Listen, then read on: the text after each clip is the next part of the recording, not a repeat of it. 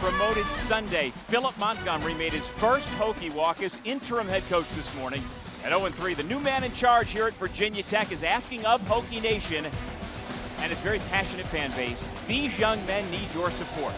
Today, that support comes against FCS opponent Wofford on a perfect afternoon for college football, nestled in the Blue Ridge Mountains here at Lane Stadium. How we got here, the Hokies at 0-3. They opened up with a non-conference showdown against the Gamecocks, and it did not go well. South Carolina, no surprise, won that game. But the last 2 weeks, it went south in the second half against Vanderbilt, blowing a lead at the intermission, and then the wheels fell off last Saturday night, down 28-0 at halftime, blown out by Old Dominion. And so the following day on Sunday, Brent Pry relieved of his duties, and then we move forward from there. What do the Hokies do next? And welcome, everybody. Along with Forrest Connolly, I'm Doug Sherman. Glad you're with us this afternoon. And indeed, that is the question around Blacksburg. What does Virginia Tech football look like going forward? Well, for Virginia Tech, you've got to say, hey, it's a brand new season, and you've got to channel your Lloyd Christmas. We do have a chance. There is a chance. They have not lost any conference games. This is a conference warm-up. Go out, win this football game, get back into a rhythm, and run the conference, run through the conference, shock the world, win the conference, get to the college football playoffs. That's the message I'm giving if I'm Coach Montgomery. You've got to be positive, and you can't worry about what you can't control, which is everything that's already happened. He says we can rewrite the story our way. It'll start with the quarterback as usually. Kyron Drones, wildly talented, but really inconsistent so far this year. Well, if I'm Kyron Drones, be Kyron Drones. Do what you do. Be a dynamic football player. Run the football when it's there. Take everything the offense is giving you. You've got the arm strength and the arm talent to make every throw on the football field. Go out and do what you can do and are capable of doing. Meanwhile, for Wofford, they also come in at 0-3, but a much different story. They have been in every game, lost the 3 by a combined 6 points. Well, for Wofford, they feel like, hey, we lost 3 playoff teams, and we feel like what we saw ODU do last week, we can come in and do ourselves. So that's what makes this matchup very interesting. They feel confident coming into this ball game as well. Wofford won the toss, elected to receive, and after the touchback, we will see their new starting quarterback come up. Ethan Drum is out injured, suffered a right shoulder injury late in last week's loss. He has been improving day to day, but in the meantime, it's Jaden Whitaker, a sophomore from Brownsburg, Indiana, who played a couple of years at Division II Gannon University, who gets the start here this afternoon. The starting running back, Ison Jackson Anderson, the Eastern Michigan transfer, under heavy pressure. Whitaker unloads it, but nowhere to go for Jackson Anderson, leveled for a tackle for loss. And I like what Virginia Tech's doing earlier. They're bringing immediate pressure to the quarterback. They do not want Whitaker to get comfortable at all. If I am Wofford, I'm going with the quick pass game. Get some play action going, but you've got to start by running the football with Ison Jackson Anderson. I think he is a key to this football game, and if they're going to be successful offensively. Good pressure from the nickel position out of Isaiah Cash on first down. It was a loss of 5. So on 2nd and 15, run it up the middle for Jackson Anderson, the junior from Flint, Michigan, able to get back closer to the original line of scrimmage. It's going to be 3rd down and 12.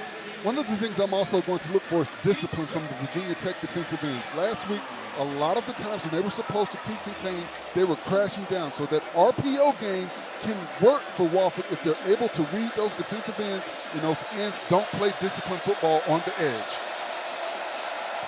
Ivory Akins, their top receiver, number 0 to the top of your screen. He's only 145 pounds, but electric out in space. Whitaker, clean pocket, throws over the middle through the hands of the intended receiver, Ivory Akins. And so it's 3 and out for this Virginia Tech defense. And Whitaker had what he wanted on that play with Ivory Akins, but there was immediate pressure in his face. Kamari Copeland does a good job of disengaging from the offensive lineman and getting in the quarterback's face. So they'll have to address blocking those 2 interior players, Gilliam and Copeland. The punter is Maddox Cowart. And to return, the electric Tucker Holloway, who had a 90-yard punt return for a touchdown 2 years ago against Georgia Tech. This a shorter punt, won't get a chance to return. And the ball will come to rest at the 41-yard line, which is where the Tech offense will come out for the first time. Well, there's Kyron Drones, one of the captains on this team. He started his college journey at Baylor, spent a couple of years in Waco, but now as a redshirt senior, it is his time, Forrest. One of the things about quarterbacks that can run the football, you have some quarterbacks that can run for first downs. You have some that can run for touchdowns. Drones falls into that category of a quarterback that can run for touchdowns. He just has to be dynamic and cut it loose.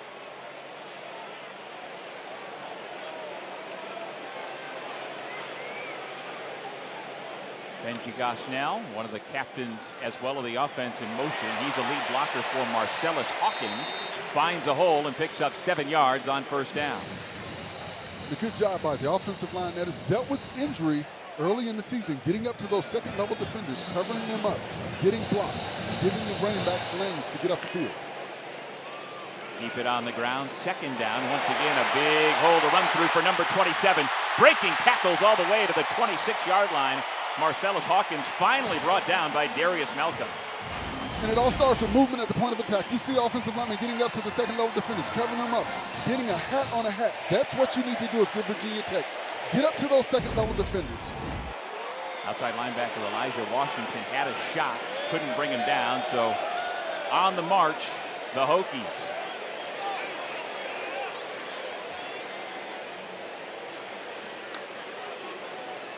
Drones handed off again.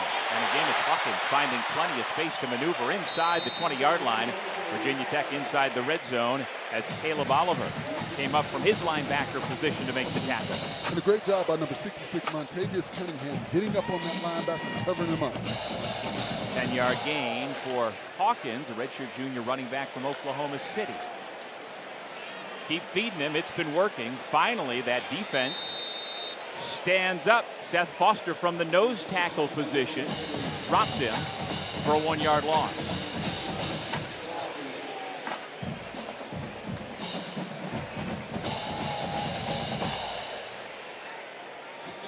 The offensive line has been an issue for Tech so far this season. A lot of injuries. They're getting some guys healthy, but it's been a shuffling effort for Philip Montgomery, the offensive coordinator, now the interim head coach.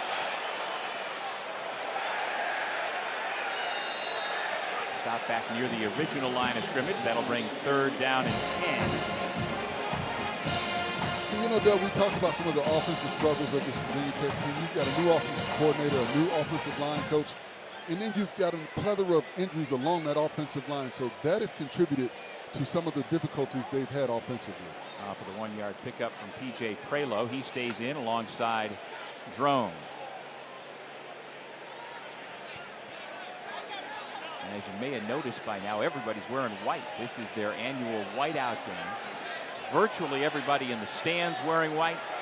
And of course the players on the field, head to toe in their formal whites. Bobbling catch over the middle. It's Aiden Green, one of the Green brothers. Not related, but Aiden and Donovan are a pretty good 1-2 punch. And I like this going forward on 4th down. Play aggressive football. Come out, play to win. Set the tone early. Let your team know. We know the importance of trying to get a win, and we've got to go for it right now. I love this. On the year, Tech is 1 of 4 converting on 4th down. They've got to get to the 6-yard line. Hawkins met immediately and dropped. The Wofford defense holds.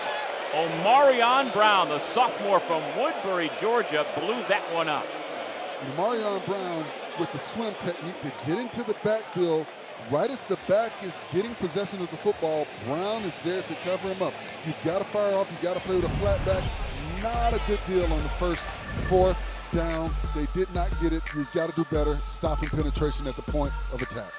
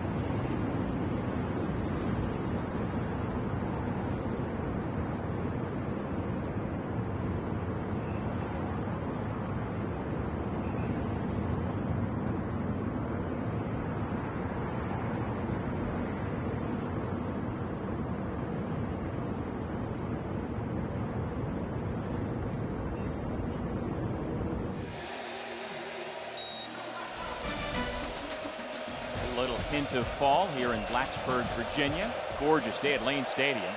And after stopping Tech inside the 10-yard line, Wofford takes over on downs. Ben Bell on first down, the defensive end from Cedar Park, Texas, able to force that incompletion, second down and 10. And I'm surprised at the play that they called on fourth down. That was very predictable. And another thing, Doug, they only allowed Jones to throw the ball one time in that first drive. That is surprising to me as well. Well, Tech had scored in 7 of their last 8 red zone trips before that stop. Wofford was 3 and out on its first possession. Jackson Anderson, the running back, bounces it outside, but still pursued by a gaggle of Hokies. Caleb Spencer among those to bring him down. Powerful run by Jackson to continue to keep those legs turning and not allow himself to go down at first contact.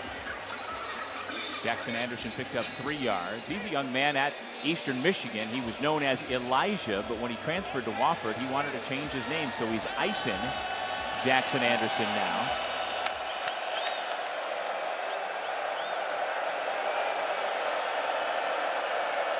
Gerald Modest, the running back, should have stayed in to block. They came with pressure, and there was no chance for Jaden Whitaker. Michael Short got there quickly. What Virginia Tech is doing, they're bringing the house. They're playing one deep safety. They're bringing the safeties up in the box. They're showing the blitz early. The quarterback has to do a better job with his pre-snap reads of seeing what the defense is giving him and getting rid of the football a little bit faster. You've got guys coming in unblocked.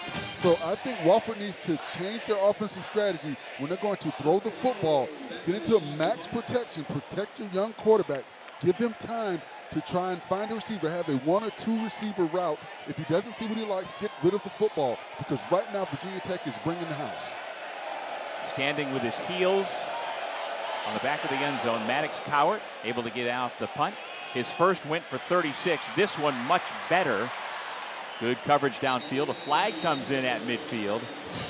Isaiah Nell in coverage for Wofford after a 56-yard punt. See what the flag is all about.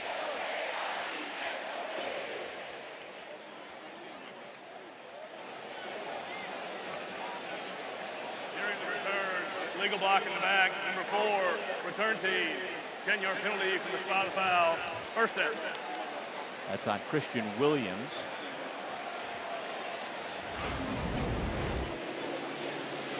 You see right there, obvious block in the back. And those are just mental errors that you cannot make. The official is right there. It's very obvious that he's blocking him from behind. Just let him go. I know you want to protect your teammate, but at the same time, your teammate sees where the pressure's coming from. He has to prepare to take on that contact or put his hands up and call for a fair catch. Well, Philip Montgomery takes over, and an enviable job. The 53-year-old Dallas native takes over an 0-3 team that is coming off one of the worst losses in program history that cost Brent Pry his job. Toss sweep, Prelo tackled after a 2-yard gain, flag behind the play. So it'll be second down and 8 pending the penalty. Oh, we saw off the top Philip Montgomery's wife Ashley walking in on the Hokie walk. A lot of excitement. I like foul, face mask, number 62, offense, 15-yard penalty from the previous spot. Replay first down. That's their center, Kyle Altuner, who transferred in from West Virginia.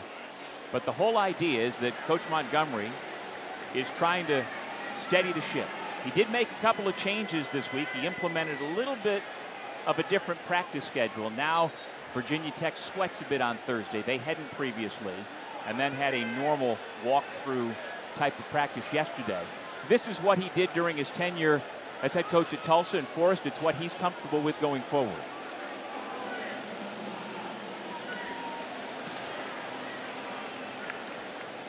Kyron Drones. Swing it out. Prelo out of the backfield. Across the 30. Still on his feet. Loses a shoe. Out to the 40-yard line and gets most of the penalty back before Elijah Washington made the tackle. Nice block out in the perimeter by Benji Gosnell. That is what opened up the opportunity for him to get up the field. And those are the small things that coaching staff look for. Blocks out in the perimeter. Now Braden Bennett. Well, potential targeting, as we will see on that 24-yard pass play from Kyron Drones to P.J. Prelo. And it looks like they're looking at Elijah Washington, number 8.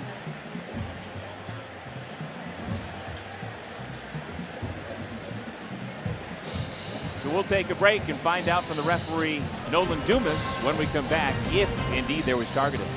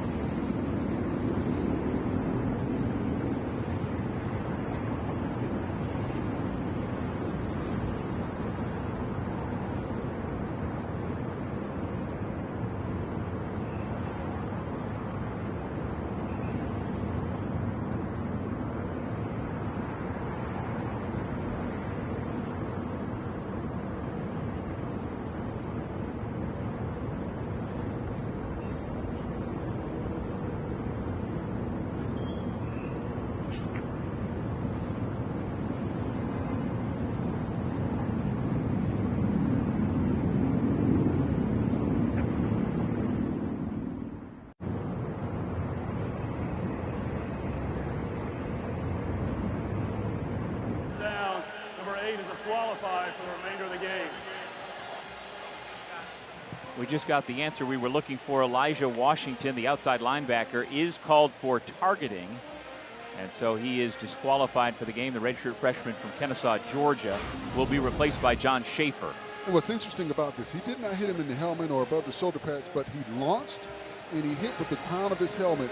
And by definition, that is targeting. You see him launching and hitting with the crown. So they're not only looking to protect the ball carrier, they're also looking to protect defenders and to teach people to tackle the proper way. Play action, fake the handoff to Bennett. Drones under duress, flag down in the middle of the field. He completes the pass to Cameron Selden, who calls himself Cam Bam Selden, the former Tennessee Volunteer, but we'll see if that play stands as the backup outside linebacker just into the game, Schaefer, made the stop. Personal foul, illegal hands to the face, number 90, defense. That 15-yard penalty is added to the end of the play and automatic first down. Omarion Brown with the big penalty that moves the sticks even closer to the Virginia Tech end. But I'd like to see a little bit more, Doug, is getting Drones outside the pocket. Allow him to be an athlete. Allow him to look down the field. One of the things the Wofford defenders do, they bail at the snap of the football, so it's very difficult to get vertical with the vertical pass game. So you have to give the receivers time to allow the routes to develop downfield. So I think sprinting Drones outside the pocket will allow them to have more time. Cam Selden goes in motion. Drones looking that way. He's got Selden inside the 5-yard line. And for the second time in this ball game, the Hokies are inside the 10-yard line. And you see the ability of Drones going to his right, able to rip that ball down the field. And we talk about him being able to make all of the throws. And once again, you get him outside the pocket to allow for those receivers to get down the field and find an open space. Trips. They're going to run it up the middle instead, and lowering his shoulder is Bennett. He's into the end zone for a touchdown. The former Chanticleer finds the end zone to give the Hokies a 6-0 lead.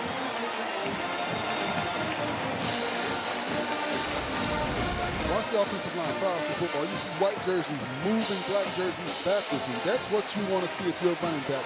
Down on the goal line in short yardage situations, guys firing off with a flat back, basically bear crawling. The low man wins. So as an offensive lineman, you want to make sure you're lower than that defender and keep those feet turning to allow your back to find the lane to get to the end zone. Bennett's father, Brandon, played running back at South Carolina and played several years in the NFL. And the son able to, in his final year of college, get into the end zone. I think he's on top of a defender. You see, he keeps his body up on top of the defender. The elbow did not go down. A good job staying on top of Wyatt Ward to roll himself into the end zone. I think this is going to be a touchdown. The ball breaks the plane before his elbow comes down. Well, if it stands under review, it was a 4-play, 68-yard drive. 68 yards sounds good, but 30 of them were on penalties inflicted by Wofford. But also, I think getting Drones outside the pocket, completing those 2 passes, we're starting to build his confidence again. And once again, I think you've got to let Drones be Drones. Let him do what he does, you know, be a dominant football player. You know, he's not just a quarterback. He's, you know, a dual threat quarterback. A guy that's slippery. He's got good size or excellent size to be able to do some of the things he does. Ruling in the field if a touchdown is upheld. So I think sprinting him outside, Doug, giving him more space, more room to be creative, will continue to see positive from Drones in this offense. So Bennett, who was nearly a 2,000-yard rusher at Coastal Carolina, with now his 25th career touchdown. And so now one of the captains, John Love, an excellent all-conference place kicker who is a perfect 93 for 93 in PATs for his career, makes it 94 for 94. Well, the Hokies trying to rewrite the story after the change in head coaches, off to a 7-0 start.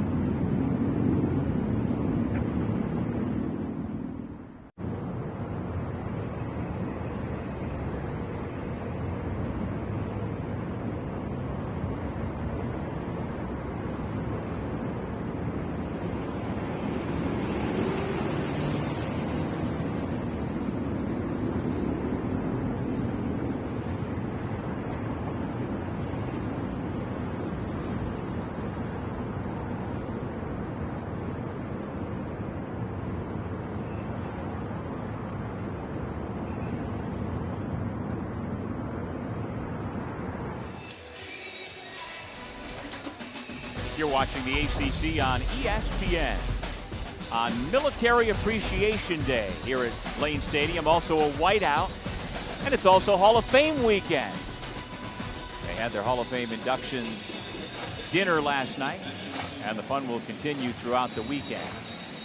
And the Hokies take a 7-0 lead on the short touchdown run by grad transfer Braden Bennett. So Kyle Lowe will kick off to Ivory Akins, who stands on the goal line and lets it fly over his head by some 15 yards. And now let's see if the Terriers offense can do a little something. Head coach Sean Watson said they're relying heavily on true freshmen. Quote, "We are rearing them," a part of why 3 close losses so far this year. But he says they're still playing hard and still believe in what the coaches are telling them.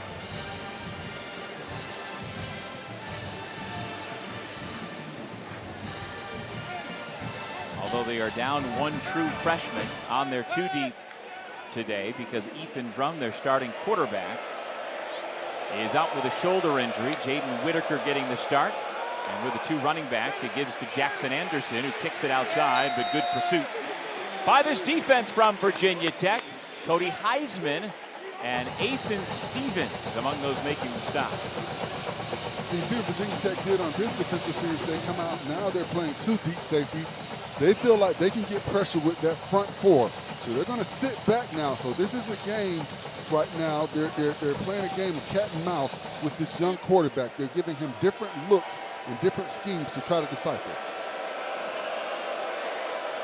Modest, the running back, sophomore from Miami out of Booker T. Washington. Instead, they throw the football and able to make some men miss on the receiving end.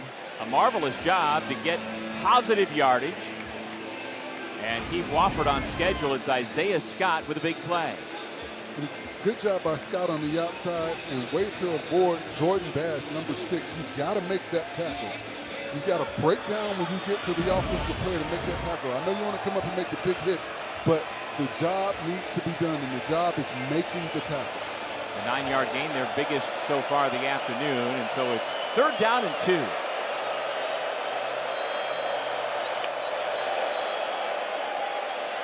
Whitaker has time and has a man, Akins. He can fly. Gets upended at the 45-yard line by Tyson Flowers. But they talk about Ivory Akins at 5'6", 145 pounds. But Forrest, you've always got to account for him. Well, they know that he presents a challenge, and you see right there, they've got the matchup that they want. They've got him matched up against Michael Short, a linebacker. So when you've got the quick Akins going up against a linebacker, you find that matchup, it allow Akins to get inside leverage on him, and he got the football to him. Whitaker swings it out of the backfield. Nice one-handed catch by Jackson Anderson. More positive yards on 1st down for the Terriers. And I think this is the recipe for a successful Wofford. Get rid of the football quickly. That's an extension of the run game, getting the quick pass out to Jackson Anderson in the open. You get him in open space. You allow him to be an athlete. This is where he can do damage to this defense. Running the ball right at the gut of the defense, they've not been successful, but getting in the ball on that swing pass is an extension of the run game. Meanwhile, this Tech defense that has been beleaguered the last couple of games is missing several key players, including its middle linebacker, Caleb Woodson, out injured. Modest stood up. No gain, actually a loss of 1 to bring up 3rd down and 4. Michael Short and Isaiah Brown Murray there for Tech. You see the adjustment defensively on that play. They brought Jaden Keller with the linebacker blitz. They want to not give Whitaker time. He's had time the last 2 plays with the quick pass game, so they want to try and get immediate pressure on the young quarterback. Now let's see if Elijah Fall on one edge. Keyshawn Burgos on the other edge defensively if they can get to the quarterback on 3rd down. The line to gain is the 34 for Wofford. Going to keep it on the ground. Pretty close. Fall made the tackle on Modest, and it looks like he may have fallen forward for a 1st down indeed. Move the sticks for Wofford out of the Southern Conference. And a good job by Wofford, taking what the defense gives you. They're showing a cloud 2 cover. So what they're doing is they're showing 1 safety back in that for the pre-snap read, but when the ball is snapped, you've got 2 safeties dropping back. So a good job of understanding what the defense gives you. Don't try and pass the ball into that coverage. Get the ball to your back, get push at the point of attack, get the first down, extend the drive. And this is the 7th play of the drive. First extended offensive possession of the afternoon for Wofford. On first down, a helmet goes flying. Whitaker lost his helmet. No gain as Bass and Jeanette combined for the tackle. Jordan Bass, the pit transfer, according to his defensive coordinator Sam Seifkiss, says he's the guy who wants to hit you the most, and we saw him come up and deliver a blow there. Loss of 2 on the play. JoJo Krim among those getting more reps today because starting cornerback Caleb Brown is out. Dante Lovett, the one who has hit the transfer portal this week since the firing of the head coach. Also Sherrod Colville's out. Quentin Reddish is out. So 4 key defensive players on the back end not playing today for Tech. Carried by number 2, Jackson Anderson. And that's a good tackle by Kamari Copeland because the back bounced that to the outside. There were no outside defenders. If he's able to get to the outside, he's still running right now. That's one of the things coming into this game I talked about, the discipline for those defensive ends for Virginia Tech. You've got to make that tackle if you're going to crash down because there's nobody on the outside to keep contained. So after J.T. Fayard came in at quarterback for one play, they're back to Whitaker on 3rd down and 11. Here comes the pressure, and down he goes. The first to get there was Caleb Spencer, who played so well, especially in the second half of the loss to Old Dominion, that his coaches said, we want to reward you with more playing time today. And Wofford had the protection that they needed. They had max protection, but there were still too many defenders for them to block. The quarterback has to recognize that they played man on the outside, 1 deep safety. You've got to get rid of the football. Wherever the safety is shading, you go to the opposite side and hope that your man can win that one-on-one battle. For the 3rd time today, Maddox Cowart in the final minute of this first quarter punts it away. End over end. Tucker Holloway lets it bounce, and it goes into the end zone, it looked like. Just this side of the pylon. Terrence Honeywood for Wofford was down there trying to down it, just couldn't do it. And they had what they wanted. He tried to get too much. Right there, you've got to down it inside the 10-yard line. I know you want to try and get it as close to the goal line as possible, but take what is given to you, and deal with that. Don't try and get too much. And you saw right there, they allowed it to get over the end zone, and now they get them to start from the 20. Well, at the very least, if you are Wofford, you have flipped the field, you put together a sustained drive, and you allowed for your defense to catch its breath. 33 seconds to go in the half. Run it near side on first down for Hawkins. It's a first down for Tech. After the 15-yard pickup. And we saw Old Dominion last week using exotic blitz packages, and you thought perhaps we would see some of that today from Wofford. Well, when you're running the football, those blitz packages go out the door, and what you do, you put yourself in a bad position to make tackles a lot of times when you're running blitz against the run game. Hawkins trying to make something out of nothing on this final play of the first quarter, able to get positive yardage. That looked like it was going to be a loss, but instead, Tech stays on schedule as we head to our first quarter break. In this first game under interim head coach Philip Montgomery, Virginia Tech takes a 7-0 lead into the second quarter.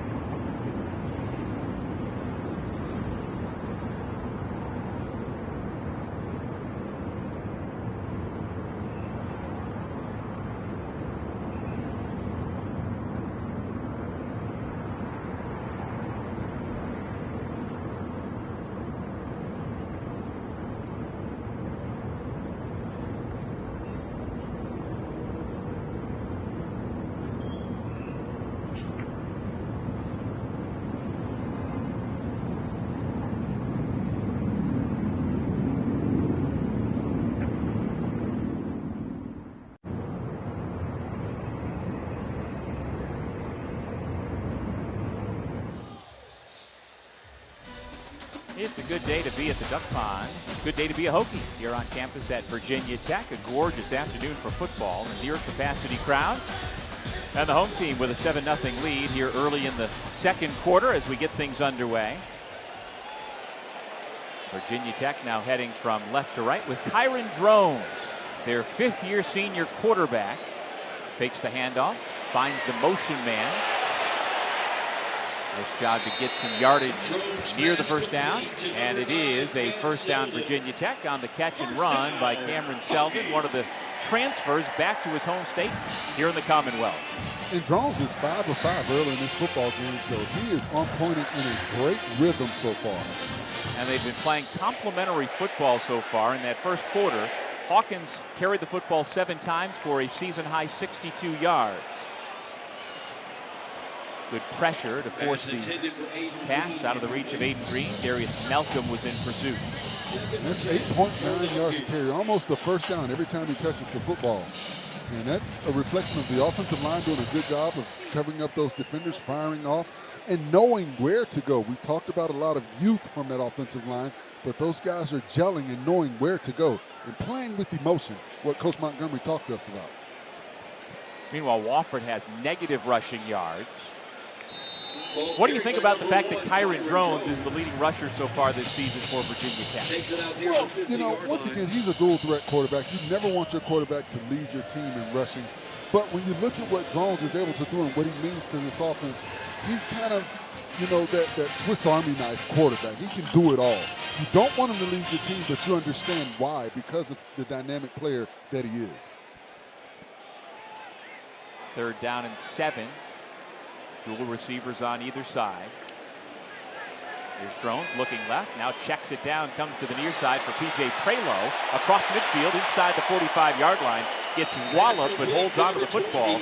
Malcolm leveled the boom, but not until he got a first down. And I like what Drones did. Watch him. He goes through his progressions. He doesn't see what he likes. He knows where he can dump it off to his playmaker out in space to allow him to be a special player.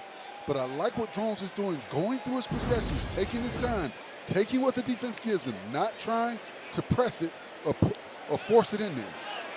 Drones again has all day and again checks it down to Prelo, and the 4th-year Hokie spins to the 35-yard line. A pickup of 8 on first down. And you saw on that play, he wanted to go with the short crossing route, but he saw the defender there. He did a good job of getting it to the safe throw to Prelo on the outside. And he saw Prelo almost able to break a tackle. If he does, he may still be running.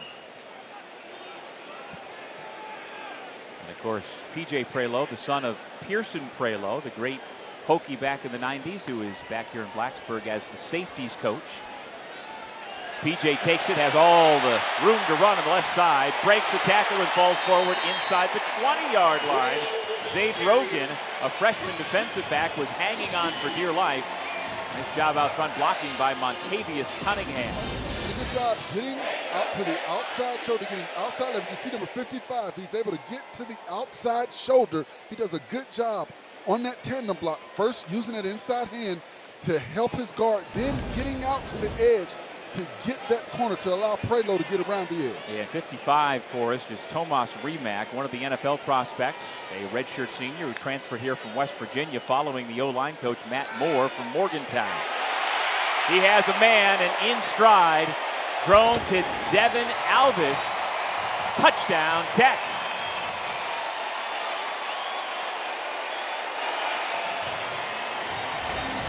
They talk about the zone. Watch this pass by Drones. This is a strike. I mean, right where the receiver can catch it and run it to the end zone. I mean, you can't throw a more perfect pass right there. You see the slant route to the receiver. I mean, all he has to do is stretch his arms out. The ball is right there. Drones is in a zone right now. He has not missed on a pass all afternoon. A 9-play, 80-yard drive capped off by the touchdown pass from Kyron Drones. John Love puts his right foot into the ball, kicks it through the uprights. He remains perfect as a Hokie on PATs. Well, Drones has thrown for 98 yards and now a touchdown as the Hokies take command of the ballgame, up 14-0 over the Wofford Terriers.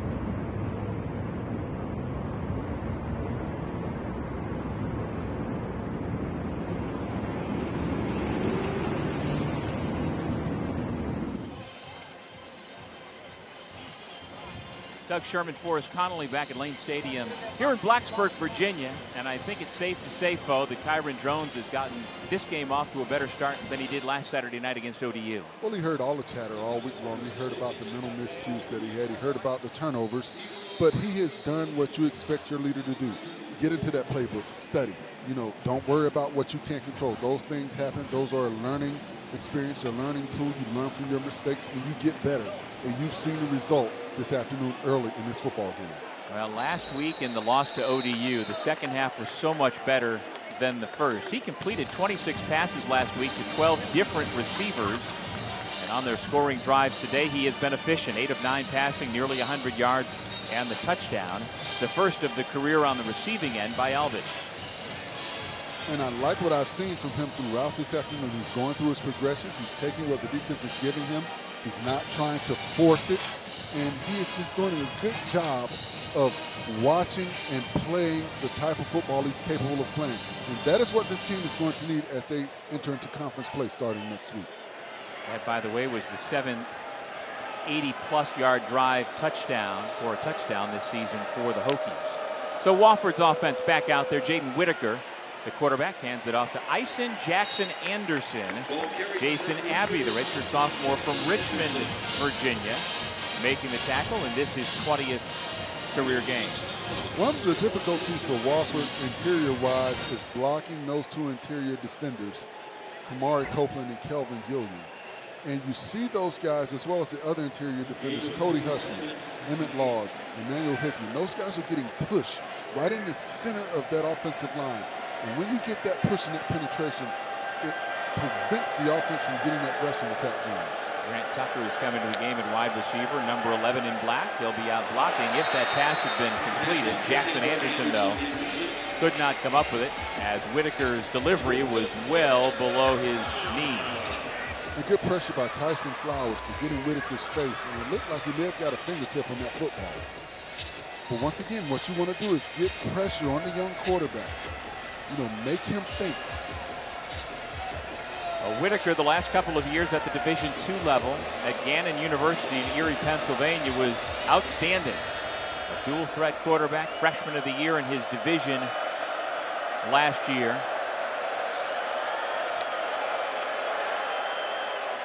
On third down, he's leveled. Pass is incomplete. Heisman among those, along with Fall, collapsing that pocket.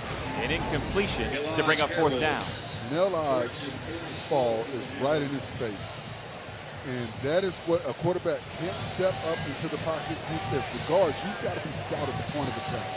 You've got to sit down in your stance. When you've got Fall, you've got Husman in your face, there's nowhere for the quarterback to step into those throws. He's got immediate pressure every time he drops back to try and pass the football. Cowart with a low punt. Bounces near midfield and takes a Terriers roll inside the 30-yard line. And it is down with 10:53 remaining in the first half. Tech gets it back. Kyron Drones, near perfect so far, throwing the football. Well, he's doing a good job of taking what the defense gives him. He's throwing strikes. He's putting the football right where his receivers can catch it and then get out in the open field and make plays. And that's what you want to do. You see right here, this is a strike. I love the way he went with that RPO action. He saw that his receiver had inside leverage. He delivered the football right where he could get possession of it, get across the goal line prior to taking on that contact from the defender. He's so fluid back there, delivers the ball from all sorts of different angles. It always makes me think like a middle infielder in baseball. And he can pop it with his wrist. He's able to get that ball out real quick. By the way, you may have noticed the red, white, and blue flourishes on the Hokie uniforms today because it is Military Appreciation Day. On first down, Braden Bennett able to pick up a couple of yards. Eli Campbell, the free safety from Sanford, Florida, on the stop. And I thought Bennett had the opportunity to follow his tight end, Harrison St. Germain, on that play. If he follows his tight end up through the hole, there was an area for him to continue to run. Well, as ever, we salute Virginia Tech's Corps of Cadets. No doubt sweating inside those uniforms here this afternoon. It is a picture-perfect day for college football. Bennett motions out of the backfield. Drones looks right now, going to try to run. The hole collapsed immediately as Seth Foster got off his block and brought him down. Third down. Ball came out after he was down. Elijah Williams, the outside linebacker, former Bowling Green Falcon, also there on the tackle. I don't know if that ball was coming out. It looked like the ball may have been coming out. Let's see, is the knee down? The ball is coming out. Well, fumbles were an issue last week in the Old Dominion game for Drones. And now we will have the stoppage before the next snap for a review. This may be a turnover.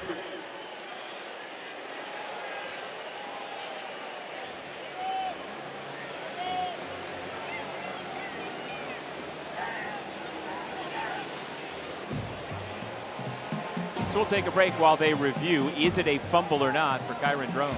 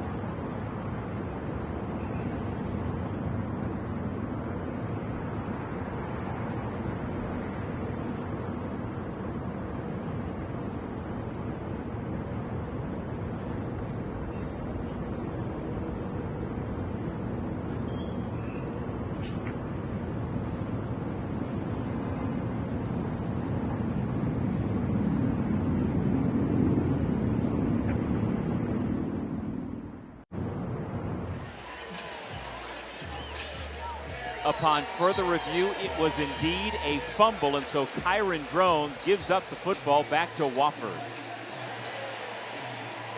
Fourth lost fumble.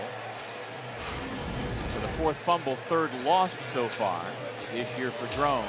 Do you agree with the call there?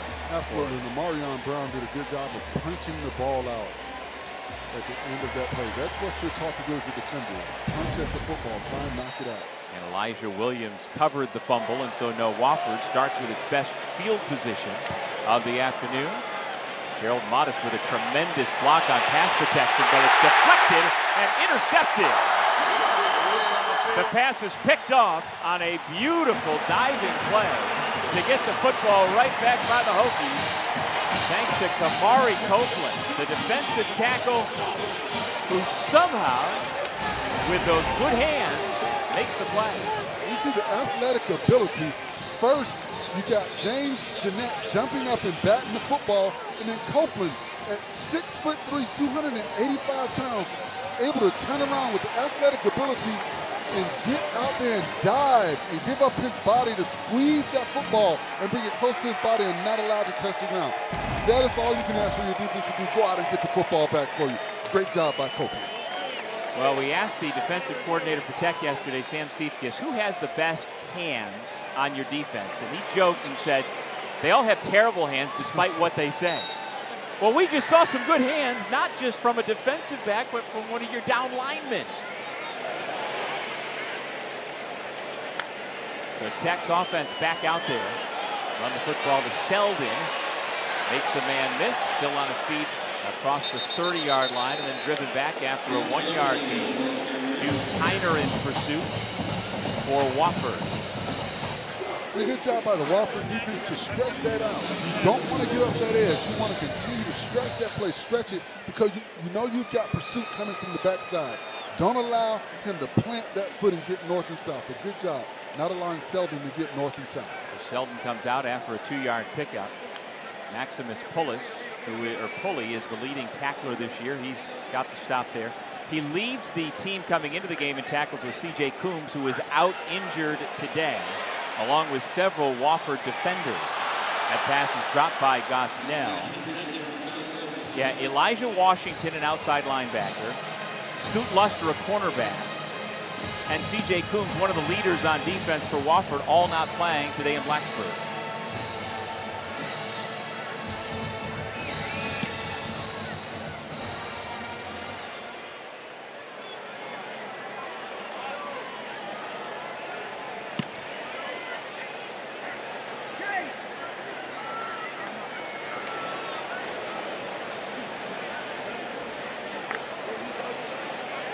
On 3rd down and 8.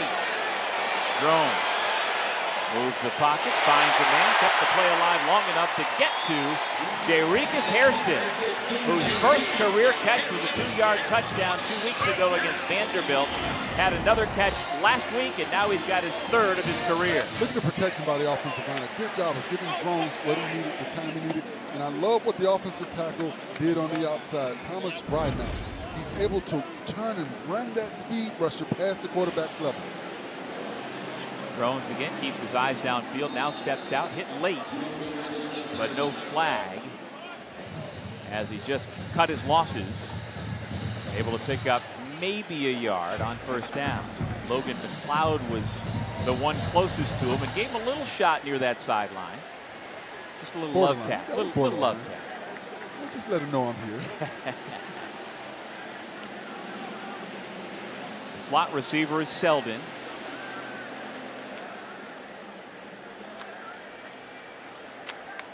Hand it off. Bennett hit almost immediately, and he loses a yard.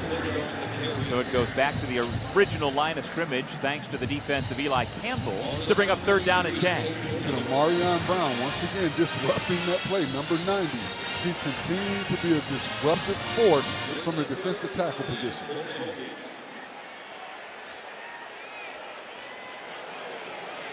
Keep your eye on Drones. Seems like after that hit on the sideline, he may be a little bit off. He draws the defenders into the neutral zone. Free play. It's a completion to the tight end, Gosnell, out of bounds at the 25-yard line. And a good job by the center. As soon as they jump off sides, you've got to snap that football, knowing you're going to have a free play. And a good job by Drones.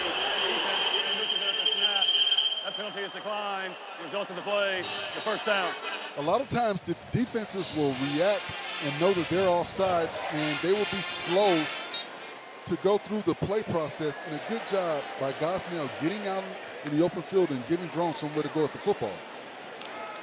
Drones hands it off with a stiff arm. Hawkins tiptoes around a defender. The Hokies once again moving the football, now inside of 7 minutes to go in the 1st half. Steps out near the 13-yard line. And you see the ability of Hawkins to get out there and the balance right there to stay in bounds. Good job getting extra yards after contact. Yeah, Malcolm missed the tackle, so it's a 7-yard pickup. This the 8th play of the drive coming. Inside the red zone for Tech. Drones fakes the handoff, throws over the middle, has a man into the end zone is Aiden Green.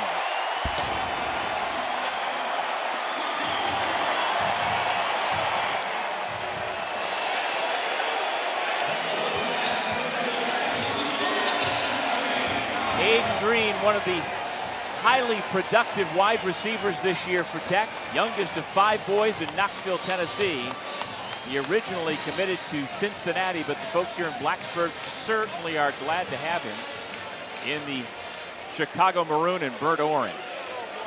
An 8-play, 69-yard drive, bringing John Love back onto the field.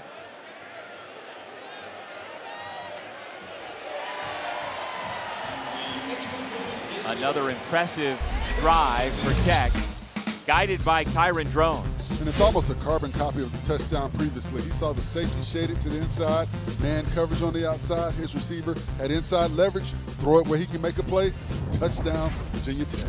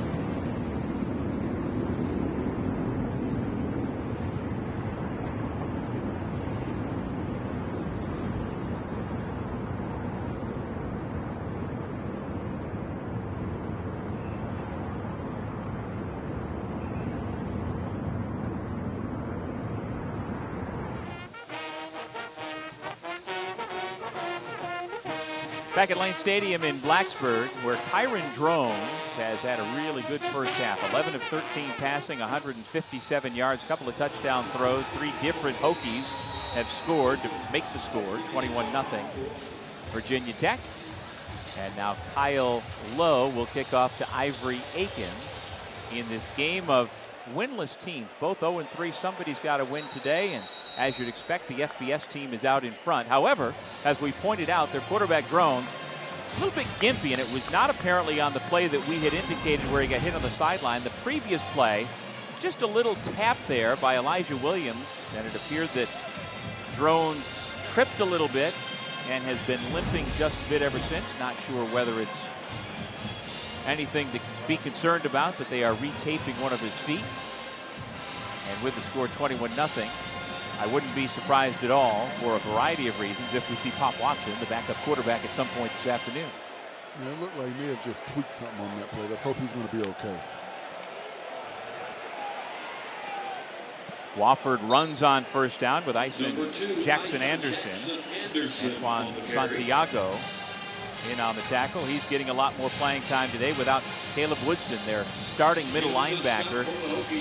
Last year's second leading tackler. He was announced as questionable yesterday, and we went to the walkthrough, and he did not participate, and then is not in pads today, so we won't see number 20 in white.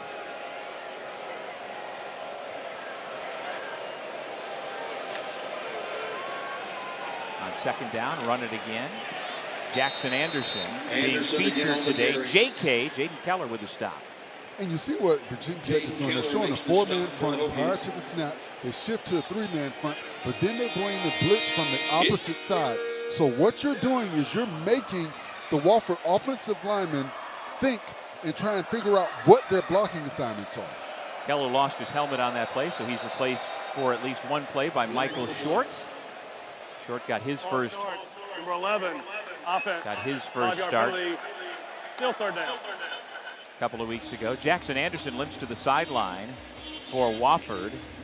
And so now Wofford already missing one of its running backs in Kyle Parsons due to a knee injury as Jackson Anderson go out. And we have not seen, in terms of the running back room for Tech, we haven't seen Terrion Stewart so far run the football. He's coming off his season best game in the loss to ODU. If he is injured, we did not receive a report on that. So Modest is back out there in the backfield for the Terriers. Whitaker throws it to him, but a little too tall. At 6'1", Modest needed to be perhaps 6'4" to make that play. So that brings up fourth down as the Tech defense will get off the field with a 3 and out. The Tech rushing 4, dropping 7 back into coverage. They feel confident they can get pressure with those 4 down linemen.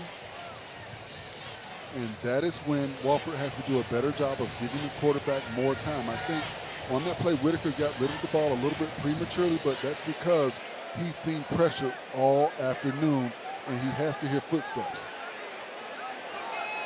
So another opportunity for Tucker Holloway, who a couple of years ago was All-ACC third team as a punt returner. That included a 90-yarder for a touchdown, but a fair catch. Tucker Holloway with the fair catch. And the Hokies will take over at about their own 29-yard line, and we'll see if number 1 in white comes back out after the 45-yard punt.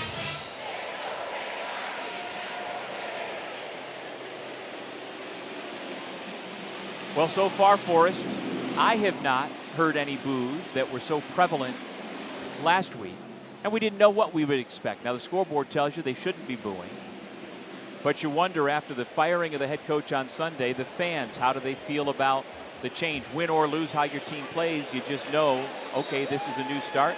We got to support the kids. And sometimes you have a renewed energy when you've got a new person in charge. And I think that's what you're seeing from the fan base in the crowd and also from the performance of these kids out here in this football field. Drones is out there, hands it off to P.J. Prelude. Tries to pick his way through a couple of defenders, but Ramon McCullough said nothing doing. So no gain on the carry by the redshirt senior running back from nearby Radford, Virginia.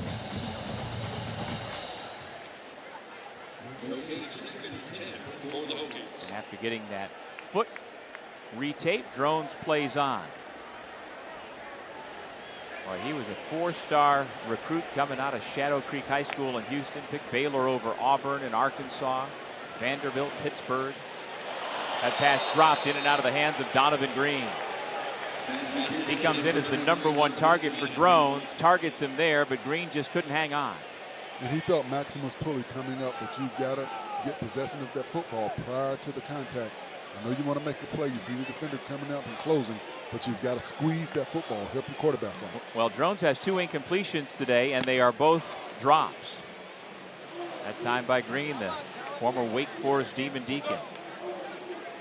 So it's 3rd down and 10.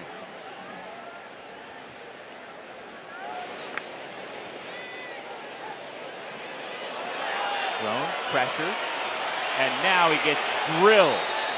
Back at the 20-yard line, met face-to-face by Elijah Williams. The son of Alfonso and Tanisha Williams with a big play to get this Wofford defense that was off the good field. Blocking by the offensive line. They picked up the blitz, but also that was good coverage on the back end of that defense. That's just a coverage stack right there. I like that Drones didn't try to force it, didn't give up an easy turnover. We talk about mental errors. We talk about not having those mental lapses, and sometimes quarterbacks do that. So you don't want to see your quarterback get hit. You don't want to take a sack, but sometimes that's the best play. And I thought on that play, he did the best thing that he could. Keep possession of the football, flip the field. And the punter, you may notice, not wearing number 95 this week. Nick Beltsitsis wearing number 25. That is a weekly honor that he has been given. Of course, Frank Beamer was number 25 as a defensive back in the 60s. Best remembered around here for his decades of excellence as the head coach. There's number 25, so that is a special number that has been given to Nick for the week.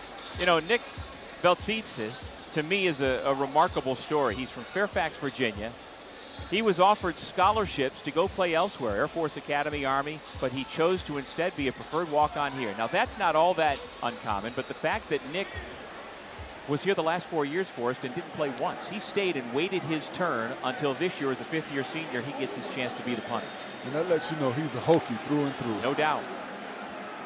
One of the in-state recruits, as Gerald Modest is tackled by Caleb Spencer. Final 3:15 of this first half that has been controlled by Virginia Tech.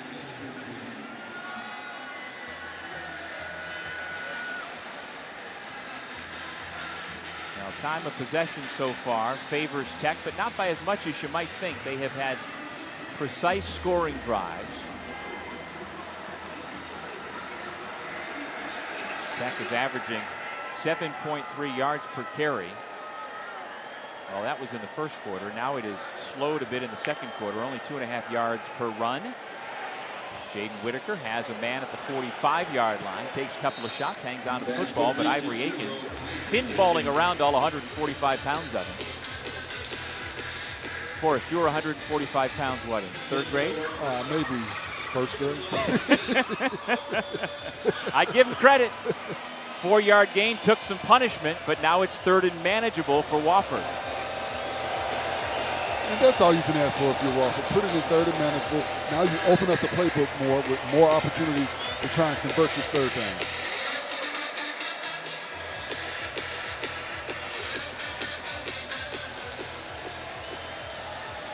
Now we have a stoppage in play as we've got the 2-minute timeout. Well, the name Beamer is everywhere around here. Along Beamer Way, there is the statue of the man, Frank Beamer.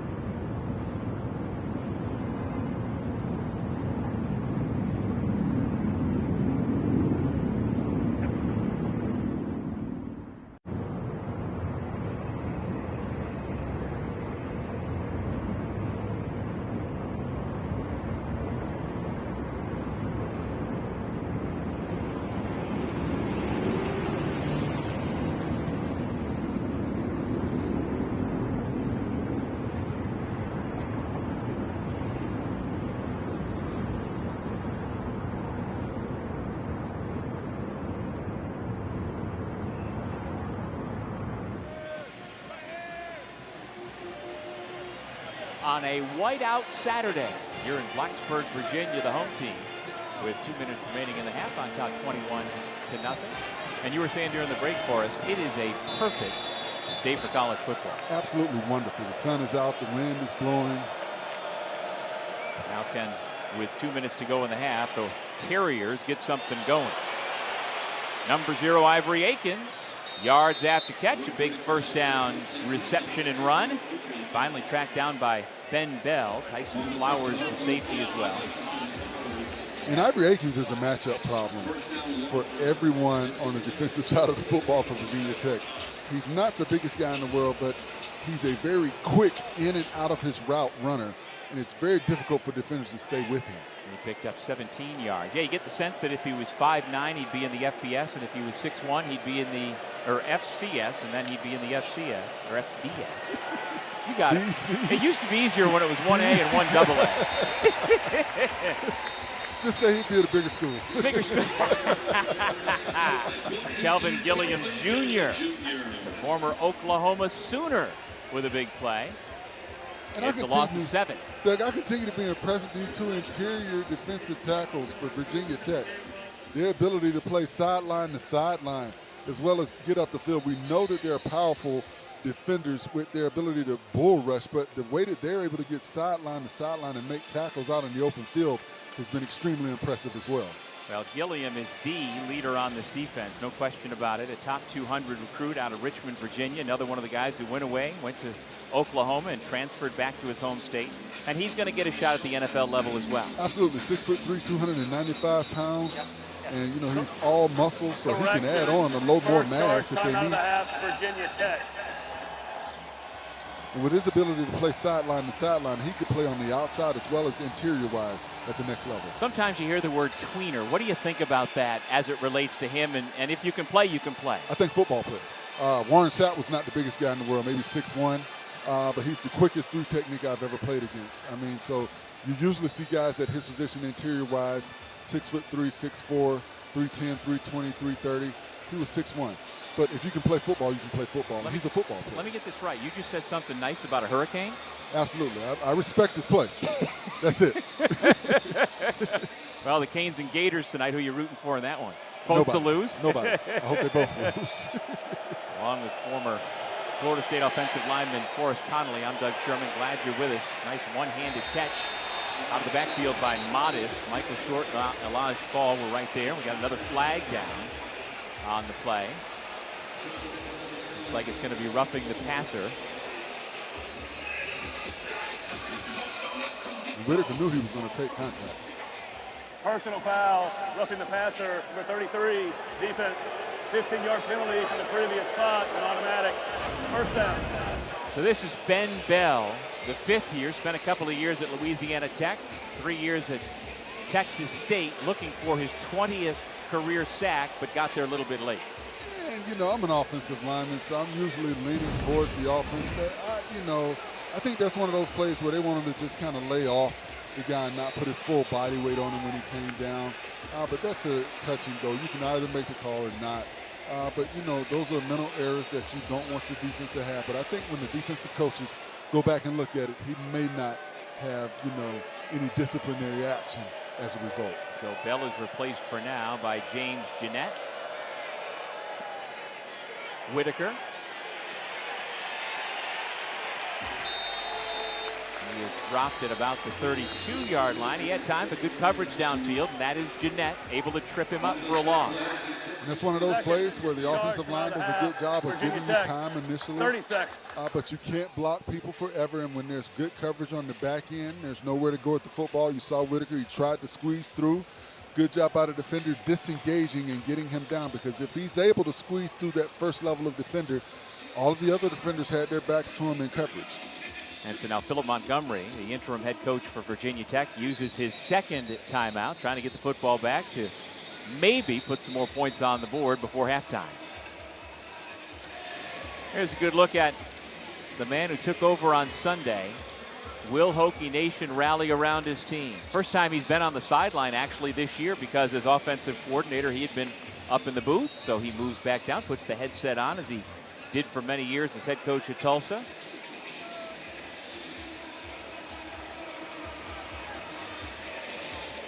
And again, the theme of his introductory press conference on Tuesday was, let's rewrite the story. We've got 9 games to play. Whitaker throws over the middle. It's complete to the 25-yard line to Ace Coleman. We had Isaiah Cash in coverage, but it's a big play for the Terriers. Now 3rd down after a 7-yard pickup. Got to get inside the 20-yard line. Whitaker firing to the end zone with safety help coming over. Jordan Bass got there to help out Isaiah Brown Murray, and it's an incompletion intended for C.J. Adams. And I thought C.J. Adams had an opportunity. He stopped running. You've got to recognize, Adams, that you've got man coverage on the outside in the boundary. The safety is not shading over there. I think if he takes off initially and goes full speed, he's able to run under the football. Whitaker recognized that and got the ball out there, but I don't think Adams ran that route the way he needed to.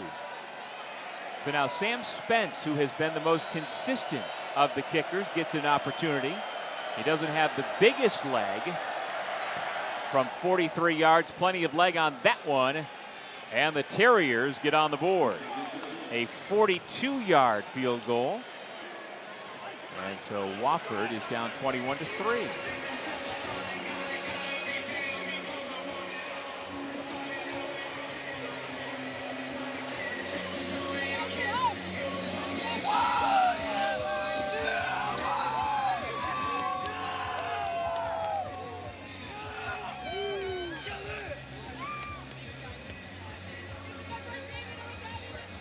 An 8-play, 35-yard drive as Wofford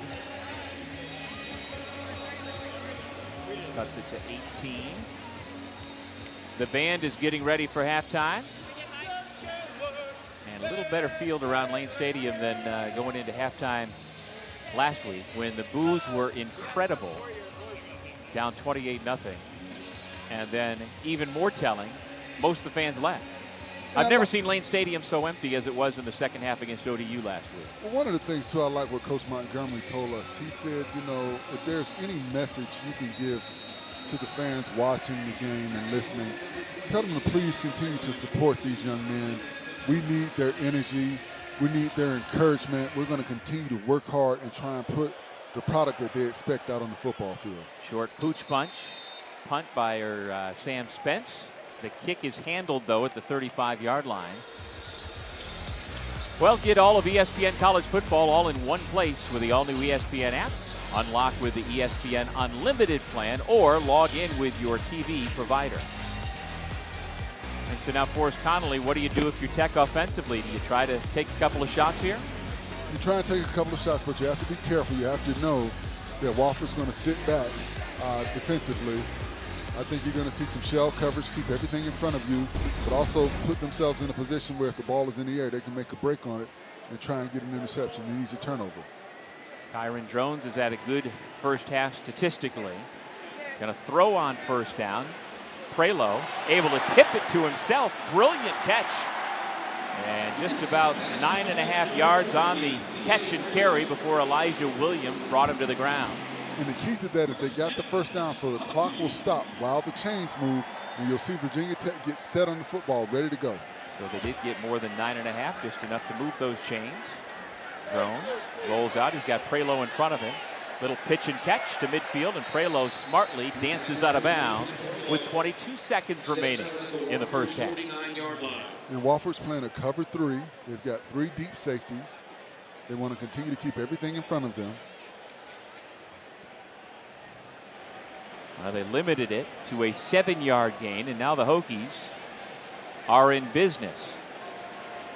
Drones gets the call from the near sideline as the rest of his teammates, Zeke Wimbush, one of the tight ends, looks over. Aiden Green as well, number 0. Dual receivers to each side. Looking near side. Now he dumps it off to Prelo. That is a first down to stop the clock momentarily at 14 seconds. Max Pulley with another tackle. But now the clock will start to run again.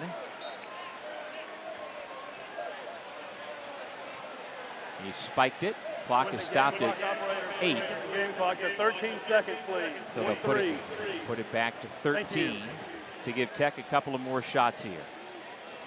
Well, if you're thinking about the leg of John Love, he's got one of the more powerful kicking legs in the country. He has gone for 50-plus 3 times, including a 60-yarder. So they are near his range right now. There's number 17 from Spartanburg, South Carolina. He grew up just down the road from the Wofford College campus. Drones all day to survey the field. Caught out of bounds by number 88, Zeke Winbush. Every time I see 88 in Virginia Tech, I think Andre Davis in that Sports Illustrated cover back in the day. I think he stepped out of bounds, was the first to touch the football. If he wasn't forced out of bounds, he cannot be the first offensive player to touch the football. The side judge doesn't have his hat on. That's another tell. There we go. A hatless side judge usually means he was out of bounds. Illegal touching for 88 of the offense. Play went out of bounds on his own. Returned in bounds, was the first to touch the pass. The penalties, 5 yards from the previous spot, loss of down, 3rd down. Watch the bottom right of your screen on this replay. Right here. Previous spot. Steps out of bounds right there. Now, if he was forced out of bounds, he can come back and establish himself in bounds, and he's able to touch the football. But if he steps out of bounds on his own accord, he cannot be the first offensive player to touch the football.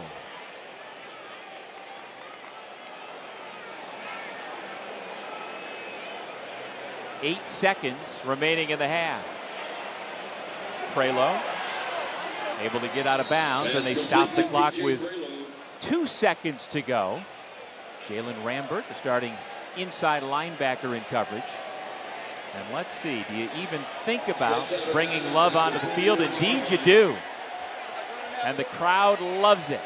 He's a perfect 5 for 5 this year in field goals. 44 of 49 for his career, including, as mentioned, a 60-yarder. This would be from 59.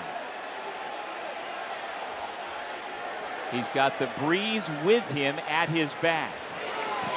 It is up, and it is no good. Gave it a run, but not quite enough for John Love.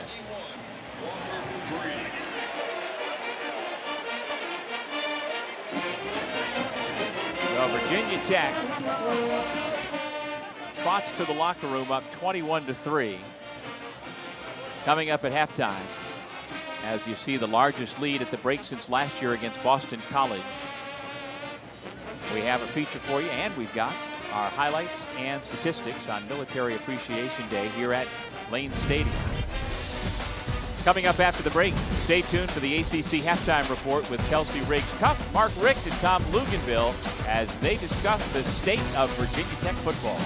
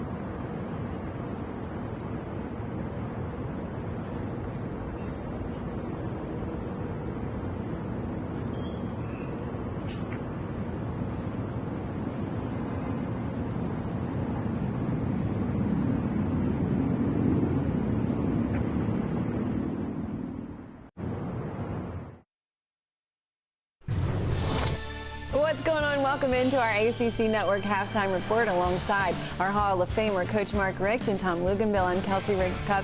It is great to be with you. And Virginia Tech fans, we know it has been a long week. We want to talk a little bit about that week and then start looking ahead because, of course, the news came on Sunday after last week's game that Virginia Tech was moving on from Brent Pry after the program's first 0-3 start to the season since 1987. They did fire him on Sunday. They went 16-24 in his time as the Hokies head coach. Here is Athletic Director Whit Babcock. And finally, I want to acknowledge our fans, donors, and alumni. They have been absolutely amazing, and they are second to none. They have been doing their part and then some to will us to victories and success. And I sincerely apologize that we haven't stepped up yet and returned the favor with results on the field. The paradigm of the college football landscape has obviously changed, and we are better positioning ourselves for success to be ahead of the curve rather than chasing behind it. It's up to us to do our part as an administration and an athletic department to aggressively adapt, modernize, and invest to win strategically, and to reward this fan base in a manner that they deserve, expect, and demand, and we will do that. You guys, this is a passionate fan base. This is a program with a storied history during Frank Beamer's time, and since then, Lugs, there are about 500 over the last decade since they've had the head coaching changes. What do they need to do to get back to prominence and get back to contending in the ACC? Well, if we assume in answering that question that they are all in on investing in football, they have the resources to do it. They've got a rabid fan base. They want to be good. They want to be special in this sport. And I really believe that this still makes this a good job. You know, I've been asked this question a lot this week between UCLA coming open and Virginia Tech coming open. UCLA has no interest in diving in to the deep end with both feet in today's college athletics landscape. I think Virginia Tech does. And I think it's going to take a tireless recruiter and somebody that is going to embrace this new world order of the transfer portal, of NIL, and not push back on it. Not to say that Brent Pry did, but unfortunately, if you're going to coach in college football right now, you have no choice but to jump in and tackle this thing head on. And I think they've got the resources to do it. Well, that's the whole key. Do they have the resources to do it, and will they use those resources? The bottom line is, a guy like Coach Pry ends up going, and then everybody's like, "Oh, we've got to get serious now." Yeah. And you give the program all the things it needs that maybe if you gave it to him, you know, he might have done a better job. But the fan base has already proved that they're serious, rabid fan base. But it does take more than that sometimes. The bottom line, it takes money. Yeah. And you know, are they willing to put the money up to get the kind of players that you need to fill out the roster to be great? And Coach, don't you believe too, though, more so now than in any other time in college athletics, you have to have top-down alignment, whether it's the Board of Regents, Board of Trustees, down to the president, down to the AD, and everybody. And I use Clemson as this example. When Dan Radakovich was the AD at Clemson and Dabo Swinney got that job, and they decided as a university that they were going to push all their chips to the center of the table, and they ended up transforming the university by investing solely in their biggest revenue producer. So if you have that from the president on down, that's going to cure a lot of woes as well. There's no doubt, and Clemson is probably one of the best examples of that happening. And you know, the bottom line is, I think a lot of times, years past, a lot of the university presidents across the country just kind of cringed at the kind of money that the coaches were making at first, and now they're cringing that the players are making more money than they are. But they also know that if the football program is humming on all cylinders, their university's in a much better place. Yep. Dabo Swinney has definitely figured out how to do it, and of course he started this off as an interim head coach there at Clemson, and then he was made the full-time guy, the interim head coach right now at Virginia Tech is their offensive coordinator, Philip Montgomery. You take a look at his bio and some of what he's been able to do. He was a head coach before at Tulsa from 2015 to 2022 and had stints at Houston, Baylor, and Auburn as a coordinator as well. He met with the media this week on Tuesday as well, and he emphasized the experience he brings to the table. I've been in this role. I understand what it takes. I understand how you're going to get pulled in a lot of different directions. What that does to your time, what that does to the energy that you got to put in certain areas, I think I'm well suited for that part of it. I've got a great staff that's going to be supporting me in that sense. And so those guys they're locked in with me. And so this is not going to be a one-man show. This is going to be a team effort. We got some things we got to fix. We got some things we got to change. We got to continue to grow and to develop. But that being said, we got a lot of time to get that done. We've got to come together. We got to stay together. We got to mold together. And we got an opportunity to rewrite a story that can have a great ending. Well, he's right. He brings a wealth of experience. If you look at that record, 43 and 53, he actually got it going there right around COVID into 2020, 2021, 2022. Most of those losses came when he was taking over and trying to build the program. So he's probably an ideal fit to at least steady the ship. Well, the thing that he has is a season-long interview, basically. Yeah. I mean, Dabo Swinney was interim head coach, was he not? Yeah, sure was. Yep. And he became the head coach because he did a good job. Who else? Brent Key. How about Brent Key? Yeah. He's the interim head coach, did a great job, got the job, and now both of those decisions were huge ones. So Phillips in great shape to Coach, show what he can do. What's the biggest challenge in getting these guys motivated together and kind of turning the page from where they were to where they want to be this season? Yeah, they will be motivated. I think there's a lot of pressure on the head coach, obviously, but there's pressure on the team too because they want to help their coach. They don't want their coach to get let go. But once he does, it's kind of like whew, it's a reboot, and everything can be positive from the get-go.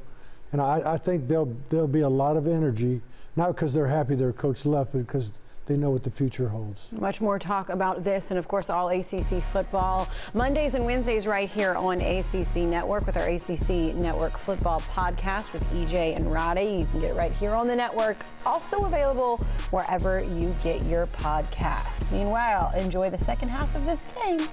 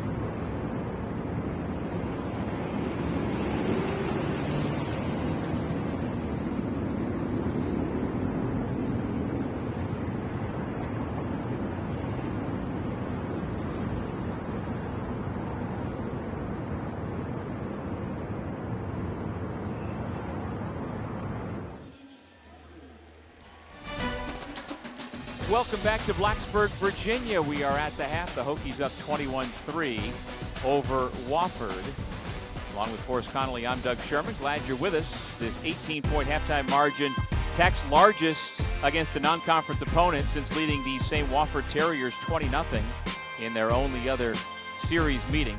Around the ACC, noon kickoffs. Death Valley, it's all Syracuse right now, just before halftime, up by 10. Steve Angeli having a big first half, the ACC's leading passer for SU. Meanwhile, SMU at the half, trailing the Horned Frogs in a big non-conference regional rivalry game. And then Louisville with a 21-3 lead over the Bowling Green Falcons at the intermission as they play in Kentucky. Another busy afternoon and leading into a big evening in the ACC. We are in Blacksburg, the home of the Virginia Tech Hokies on top 21-3. Back with more after this.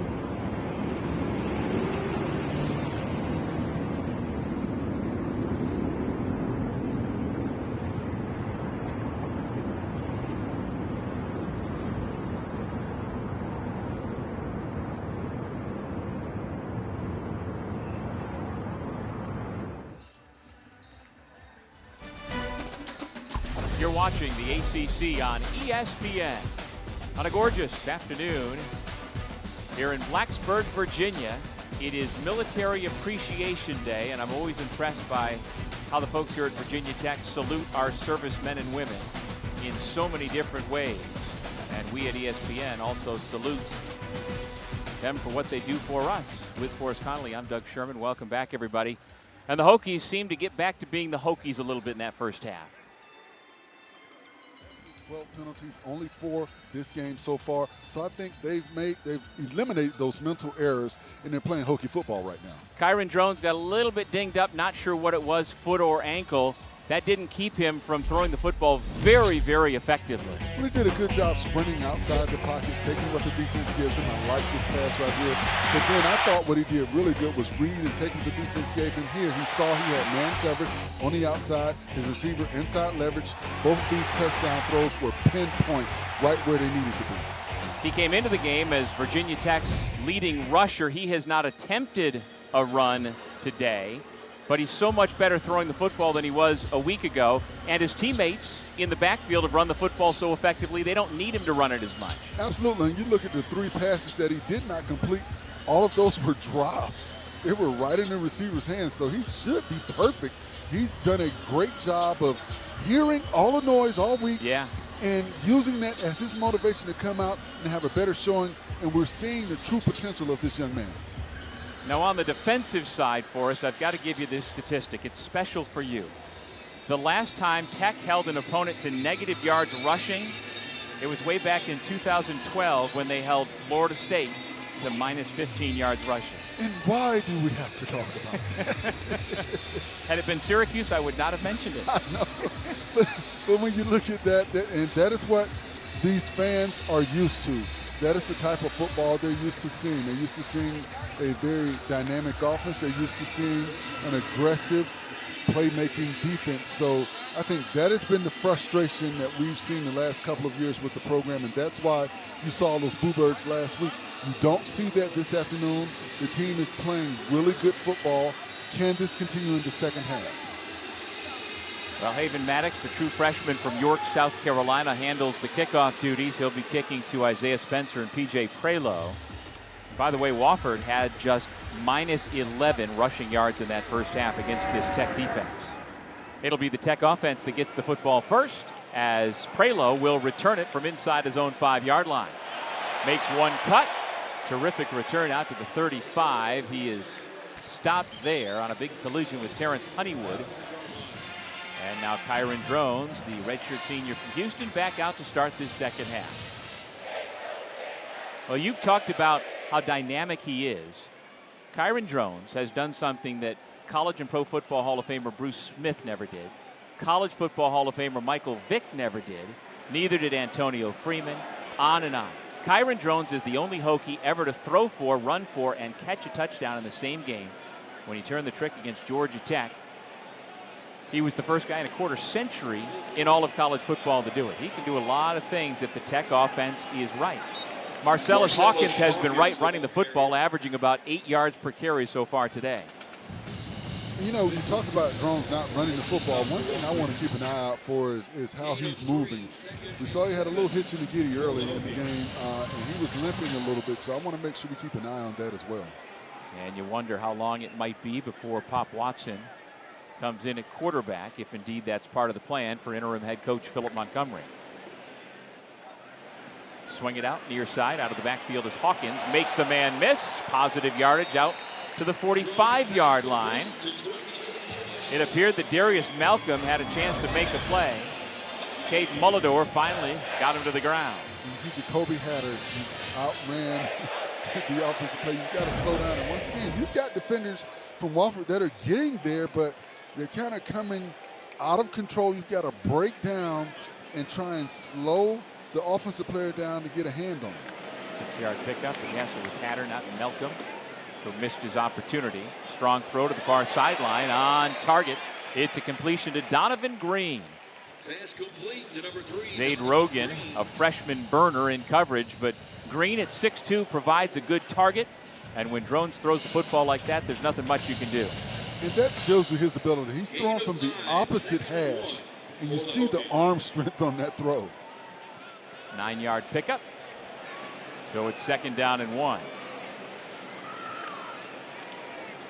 Hawkins running left side. Defender got him by the foot. It was Eli Campbell, the free safety. Real ball hawk, has the best skills defensively. That time he was tough enough to bring down all 219 pounds of Marcellus Hawkins. Brings it 3rd and 2. Jarikus Hairston comes in with 3rd down and 2 upcoming after the 1-yard loss. 12 personnel, a couple of tight ends in there. Hairston alongside Gosnell, the 2 tight ends. Drone's going to run for it. First time he has attempted that today, and Wofford was ready. Seth Foster, the rugged nose tackle, and then helped on the back end by Max Pulley coming up from his strong safety spot. And I thought Drones could have audibled out of that play. They showed 7 at the line of Illegal scrimmage. substitution on the defense. 12 players on the field at the snap. Had 5-yard penalty results in the first half. Boy, what a mistake for Wofford.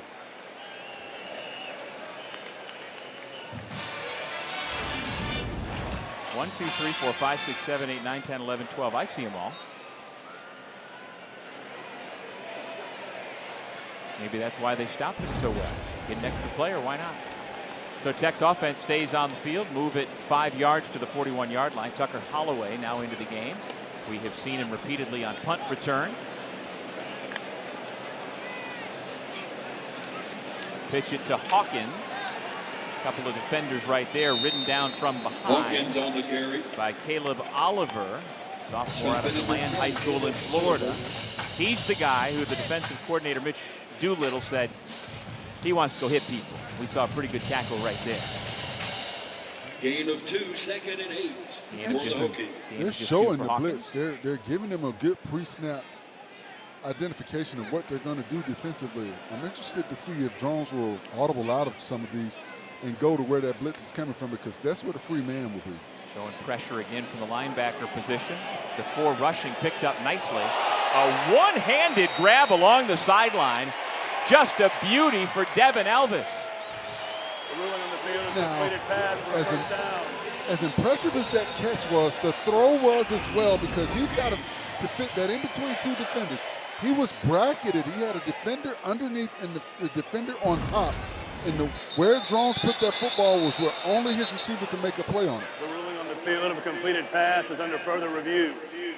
And at the front end of that play, let's not forget that Marcellus Hawkins did a nice job in pass protection, picking up Jonathan Schaefer, who was coming in from his linebacker position. So we're going to break while they review it to see if Elvis made the catch.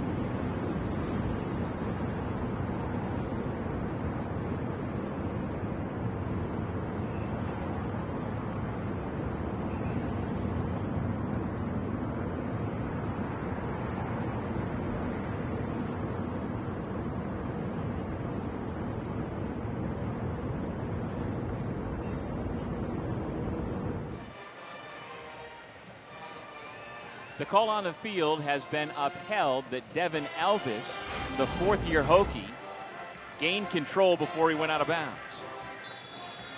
So he's now got 2 catches for 32 yards, including his first career touchdown. And this is his first real extended opportunity in his 4 years to get reps offensively. He has had a lot of special teams play, especially last year, but now a bigger part of the offense for Kyron Drones. Faking the pitch, now throws it that way. Hawkins has one man to beat and does that. Carrying defenders inside the 10-yard line, finally brought down by Maximus Pulley.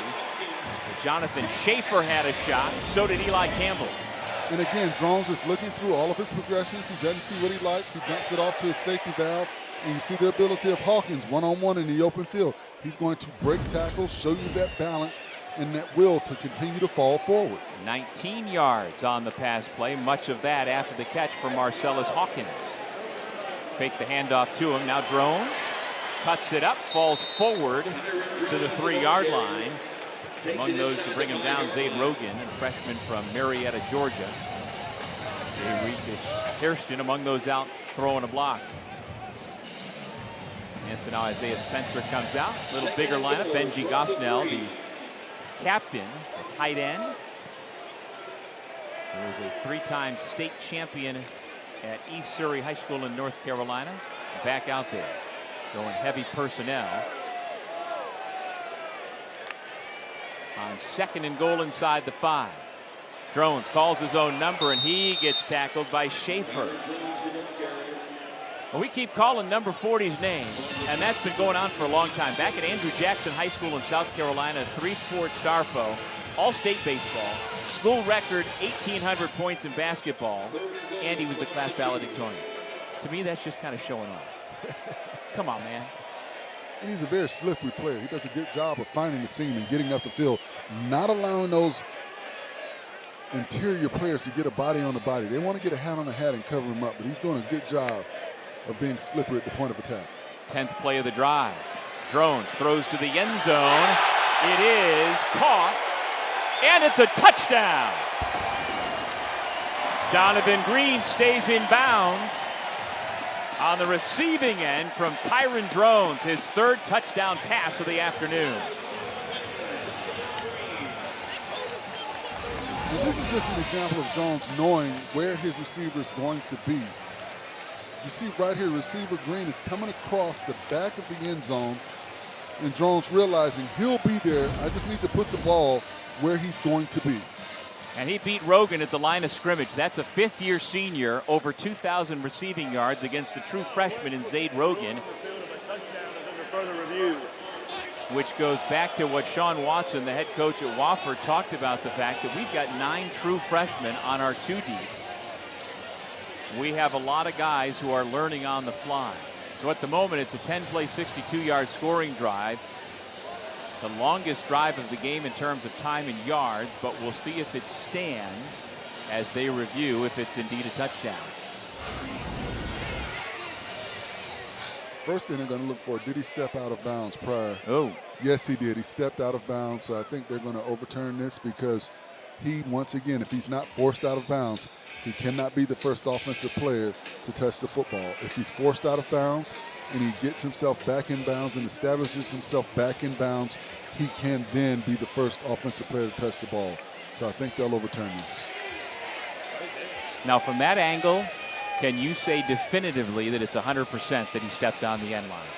I think you can. Yeah. But it's not my decision to be there. Since we don't have a camera on the backside. Right there. There we go. Yes, I think right there you can clearly see. Yeah. I was trying, Donovan.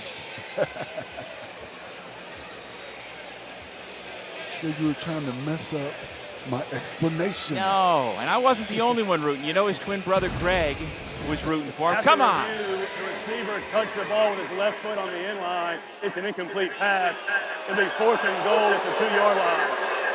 Yeah, the Green family back in Mount Airy, North Carolina, not happy. Great effort. So do you go for it right here, Doug, or do you take the field goal? I go for it. How about you? With the way the defense has been playing, I definitely think it doesn't matter what I think. They're going to kick the field goal.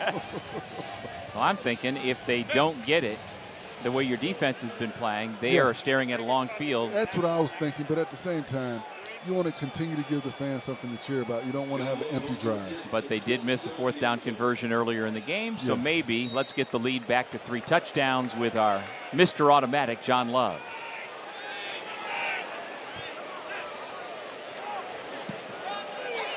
From 20 yards out, it is a field goal. A chip shot for Mr. Love makes it a 24-3 score. Good left-handed arm on the man in the stands. I like it.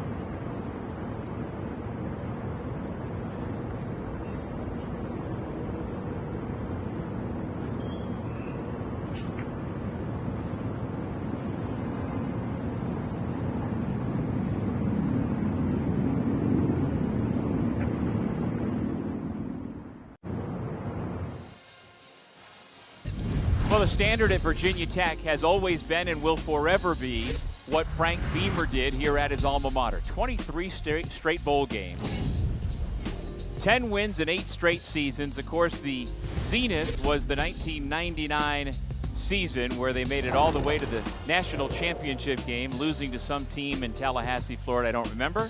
I do. And so that is what every coach that follows him will have to try to live up to. And of course, we have had 2 hired and fired since. Now Philip Montgomery, the interim head coach for this 4-time ACC championship program. And just I found out today, Frank Beamer, played defensive back here in the mid-'60s. He had 9 career interceptions. That's playing 3 years of football. He was a good player as well, but he's in the College Football Hall of Fame for what he did on the sidelines, guiding this program for decades. And so, of course, all the talk around Blacksburg and Hokie Nation as we get a return by Ivory Akins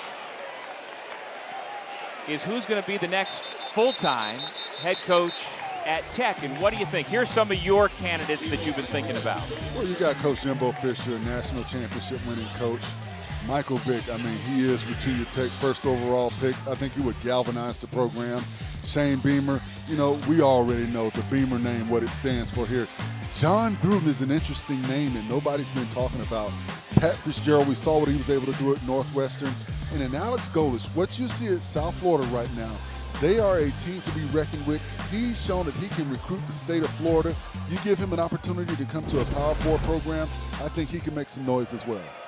And the piece of the puzzle that has been missing in recent years as the football program has flagged for more than a decade is that Tech is expected to commit $50+ more million toward athletics. The approval is expected by the end of the month and get closer to what Whit Babcock, the athletic director, his stated goal of $200 million for an annual budget if you want to be competitive in the ACC. And, of course, some of that, if not much of that, will go towards not just the head coach, but the staff around him.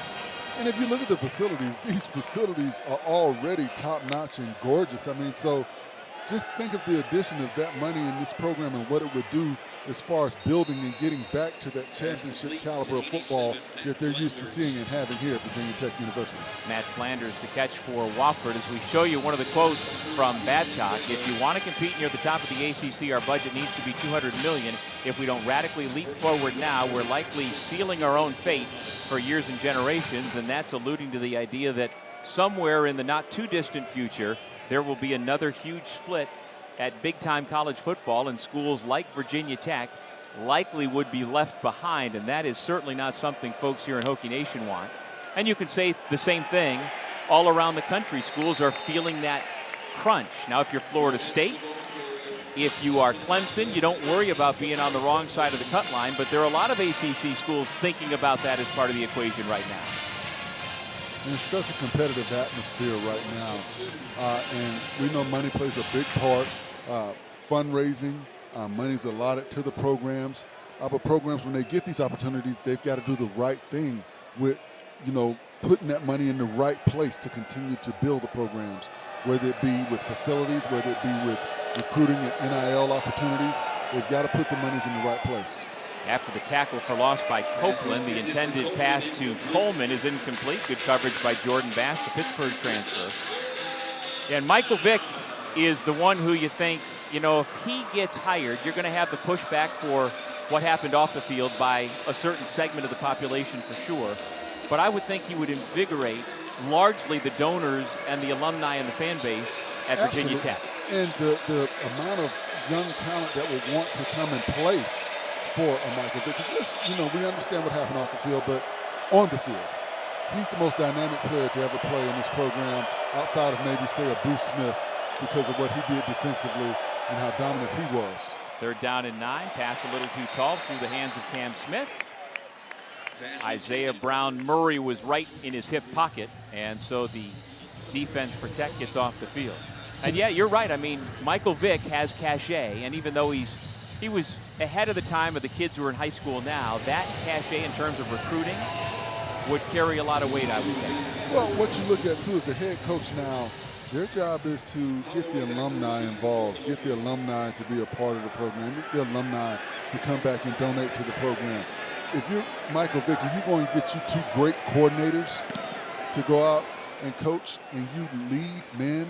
And I think, too, when you look at some of the things that he dealt with off the field, he's relatable to a lot of young men that have not made all the best decisions, but he's shown that you can come back from a bad decision. And I think that bodes well when you look towards the future. In the weeks and months to come, that will be topic number 1 here in Blacksburg. Back after this.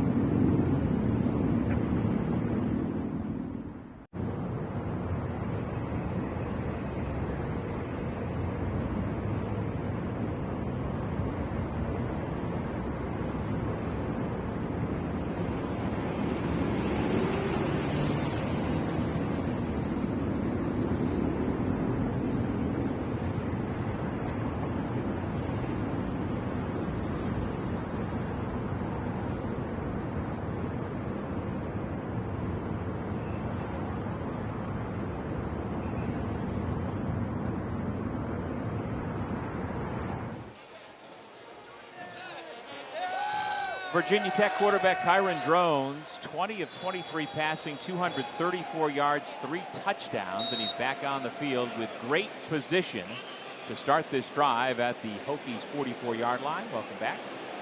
With Forrest Connolly, I'm Doug Sherman. On this 4th week of the college football season, each of these two teams looking for their first wins of the year. On the swing pass, it is completed to Jeremiah Coney. He's out of bounds. Out to midfield. Driven out by 39. Or not quite, out to the 45-yard line. A pickup of 1. First action of the game for Coney. For the Hokies. Well, Tech's up by 3 touchdowns. And with the way the defense has been playing, you get the sense that might be enough because Wofford has not been able to sustain much offense. Pre-snap flag. False start, number 62, offense. 5-yard penalty, still second down. That's the center, Kyle Altuner. He actually has 3 players on the offensive line for Tech who transferred from West Virginia to come along with the position coach, Matt Moore, as well as a young man who had committed out of high school to West Virginia. So he brought with him a lot of talent here to Blacksburg. So after the penalty, it's 2nd down and 14. Drones checks it down out of the backfield again. Able to find the open man out near midfield. Coney with his 2nd reception on the drive. 9-yard pickup. Now out to midfield. Yeah, Wofford offensively has only 73 yards passing with its backup quarterback in today. And running the football, minus 11. 17 carries for minus 11. Of course, in college football, that includes the quarterback sacks and being dropped behind the line of scrimmage. But it has been a struggle offensively for Wofford. On 3rd down, Drones has a wide open receiver, Aiden Green, to the 35-yard line before driven into the ground by Perrin Ketching. But it's a 1st down for Tech. 16 yards on the pass play as Drones continues to deliver the football perfectly. And a good job by Green finding a hole in that cover 2 defense, sitting down and giving his quarterback somewhere to go with the football. You're usually going to find that hole in between the safety in that corner who's covering that front edge.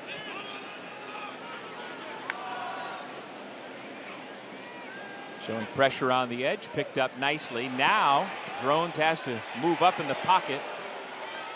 And again, he's got a hookup Pass complete to Jeremiah Coney. to Coney out of the backfield.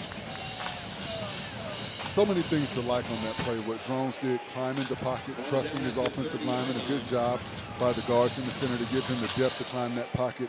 And then a better job by Coney getting possession, knowing he's going to take contact with the linebacker or safety coming downhill and holding on to the football.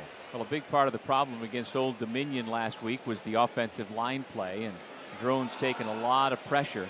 How have you felt this maneuvered and changed around offensive line has held up so far today, Forrest? Well, they've done a good job on the outside, you know, giving him the width of the pocket that he needs, and then on the inside, the interior guys, giving him the depth. You see right there, there's nowhere to go with the football, but a good job by the offensive line. And what Drones did, once again, make a good decision. Don't try and force it. They're in man coverage. Everybody's got their backs to him. Take what the defense gives you, get the 1st down, and get out of bounds. Don't take any unnecessary contact. Coney with a nice job blocking downfield before the tackle was finally made by Logan McLeod. That was a 12-yard gain. And so 1st and 10 inside the 20-yard line. Once again, the Hokies in the red zone. Tyler Mason, the motion man, takes the pitch. He gives it up. Little trickeration that Wofford was ready for. Donovan Green is dropped by McLeod. And that was almost a disaster. Got a flag down on the far side of the field. Yeah, it looked like the Terriers knew what was coming.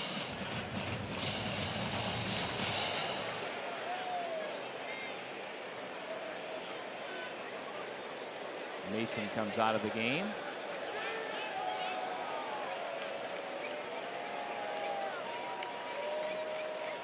An extended huddle here. Let's see what the penalty marker is all about.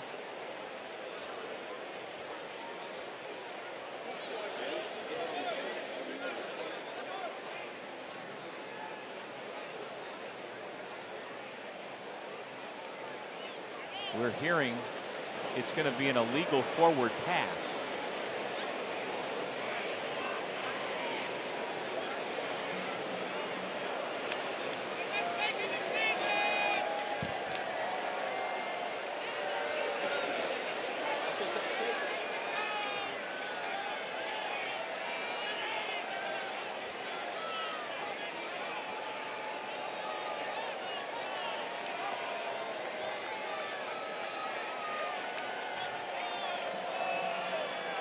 During the delay, I'm enjoying watching the Jumbotron, the little kids getting up on the screen and the parents going crazy. So don't mind me.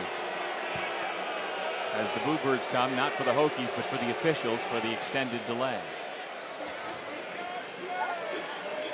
The previous plays under further review to determine if the second pass was forward. Well, this is now 12 of Drone's 23 completions have gone to running backs today. He has used Hawkins, Prelo, most extensively. And again, we've not seen Terrion Stewart. And last week against Old Dominion, rushed for 57 yards, showed signs of coming back fully from an injury during training camp that had slowed him down.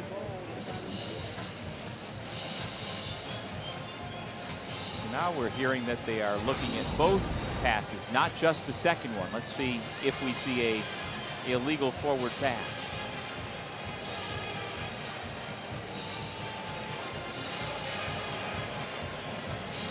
That's certainly legal. And that's backwards. I don't see anything illegal about that. Because he's got jet sweep action coming.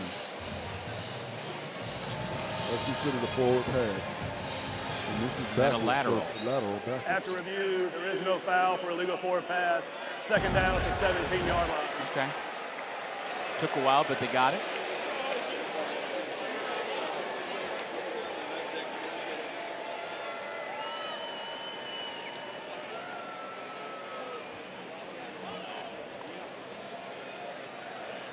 So for all of that, it's a 1-yard gain for Tech.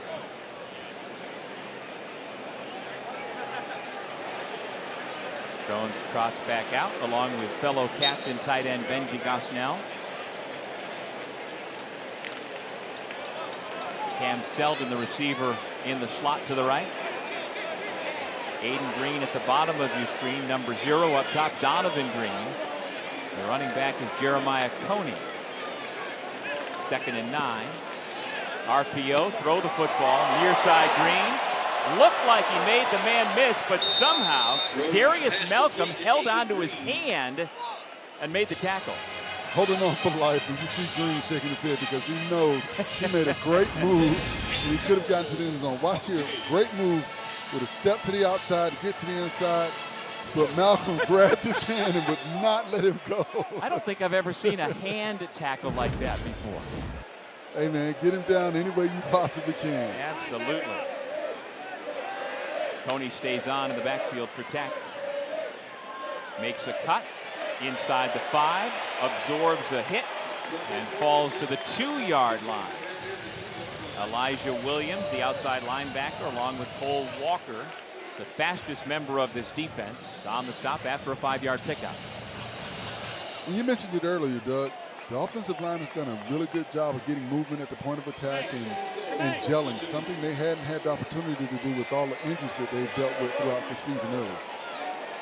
12 personnel on 2nd and goal.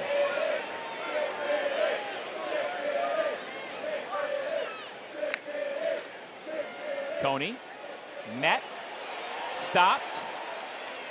He falls forward but is short thanks to Jude Tyner. At the end of the play, you saw him across the goal line, but he was down before that due to the tackle of the Georgia State transfer, Tyner. He was the first one there, and they'll go for it again in tight on 3rd and goal, and that is a touchdown. A 10-play scoring drive. The Hokies have 30 on the board. So Drones has thrown for 3 and has now rushed for 1. A 10-play, 56-yard drive, chewing up 5 minutes and 37 seconds on the clock. You're late in the 3rd quarter. And as an offensive line, we call that knuckle swipe. I mean, all of your pressure, everything is leaning forward, and you're just going forward. There's nothing about backwards with your movement. Everything is forward. That was knuckle swipe? Knuckles white. Knuckles white. Okay, Fingertips gotcha. white, excuse me. Fingertips. Fingertips white. Love remains perfect on PATs in his career. Here is Drones. You see everybody leaning forward? Fingertips white. Fingertips white. Everybody's falling forward. It's like they're barreling down, head down, basically all fours, bear crawling into the end zone. All of your weight, everything is leaning forward. Well, when you are an FBS team facing an FCS team, you would like to think that with fingertips white in that situation, your bigs should be bigger and stronger than their bigs, and getting a yard shouldn't be a problem. Well, you would like to think that against an FBS team as well. I mean, that is when you're down, and that's something that you hit the sled for every day. That's why you practice sled work as an offensive lineman. You want to get movement at the point of attack. It's always the first guy to make contact is usually the person that's going to win that battle. So you want to, like I said, have fingertips white, have all of your weight leaning forward.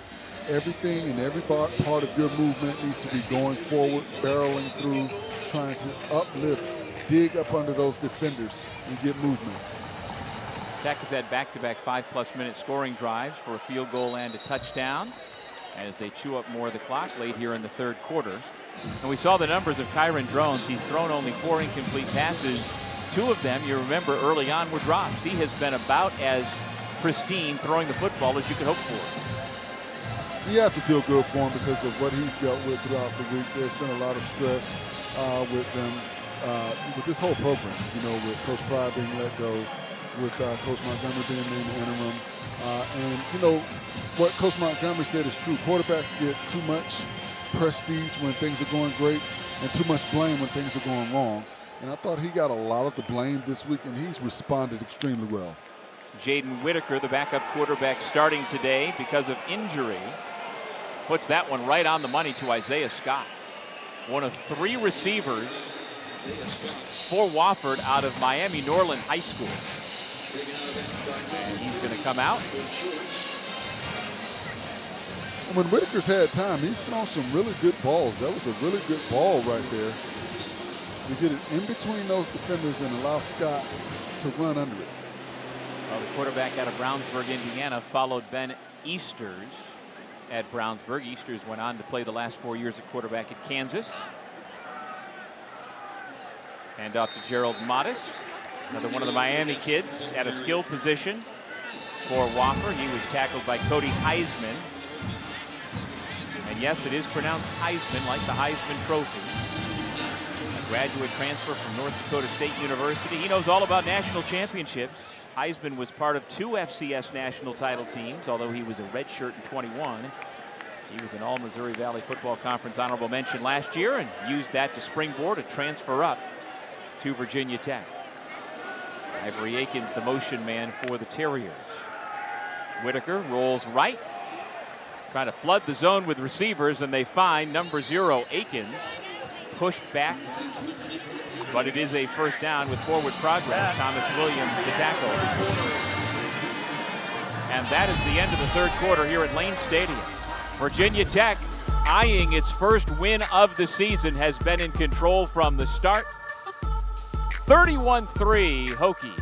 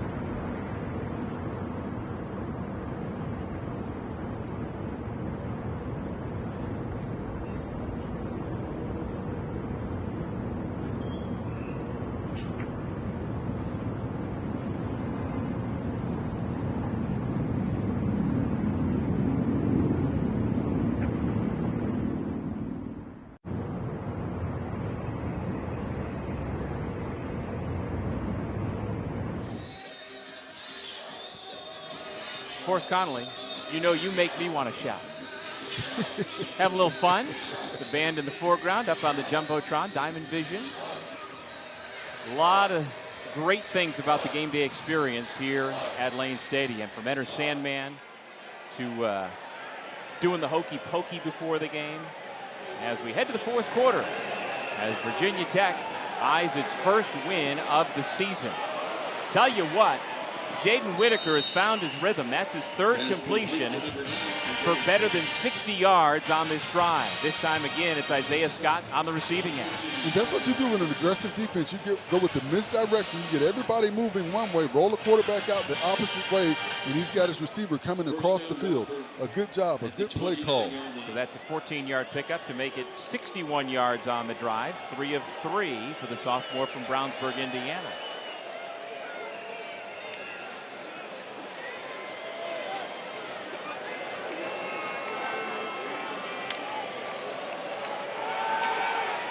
Whitaker taking a shot to the end zone. He's got single coverage. In and out of the hands of Cam Smith.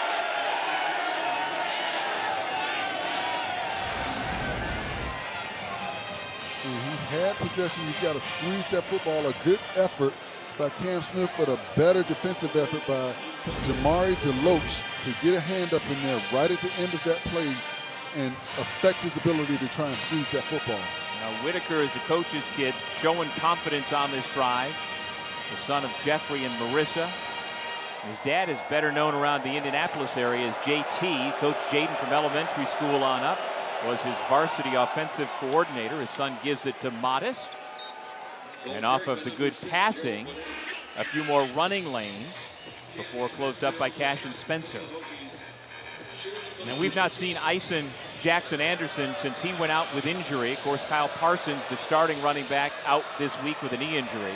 And now Modest goes off. And so on cue, Jackson Anderson comes back in.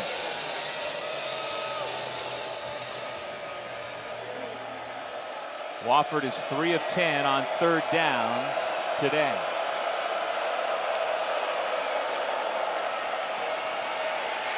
Whitaker thought about running for it, now sees a man downfield, but couldn't find Anwan Ace Coleman. Isaiah Cash, the nickelback, there step for step near the goal line. And you have to know down and distance. I thought Whitaker had an opportunity to plant his foot and get north and south and get that first down and get out of bounds and avoid contact. So you have to be aware of down and distance. Well, this is another 42-yard attempt for Sam Spence out of the hold of Maddox Cowart. The snap by Blake Shirley is good. The hold is good. The kick is up. And it is good. Sam Spence. A second-made field goal by Sam Spence, who is back to being the #1 place kicker for Wofford because Sean Watson, his head coach, said he's just been the most consistent through camp and the start of the season. So it's a 8-play, 51-yard scoring drive. And Wofford continues to fight. And as we said off the top, Wofford also 0-3 this year, but they have been in every game up until this point, losing by a point, losing by a point, and losing by 4 points. And to all playoff teams. Yeah. So that and conference champions as well.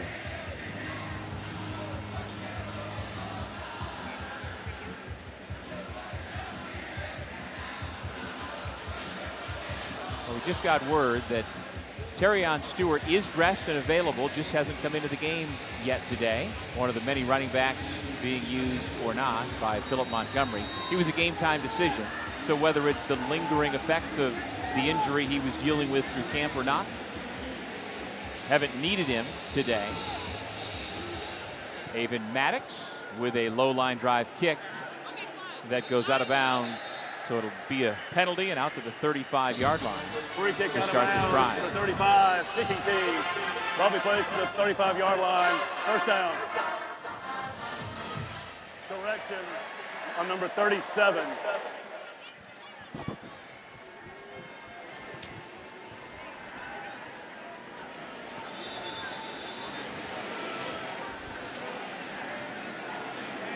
Kyron Drones plays on.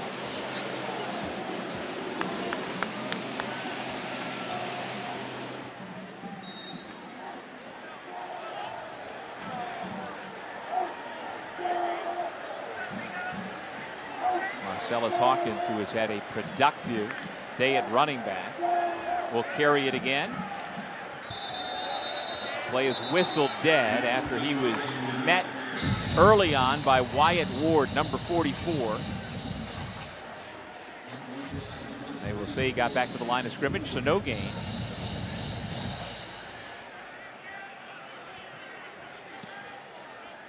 Well, there are a number of connections between these two football programs that I find interesting, at least. Nice catch by Tucker Holloway. Caught it with both hands. Flag comes in at the end. Zade Rogan, again, the true freshman in coverage. Ramon McCullough pressuring the quarterback. Personal foul, face mask, number 27, defense.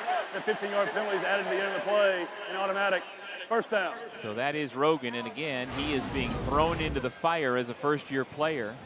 Got that left hand up briefly, up around the face mask. And you want to keep those hands down around the breastplate when you're making that tackle. So 14-yard gain, tack on the extra 15 for the penalty, and the Hokies once again driving the football to the 36-yard line of Wofford.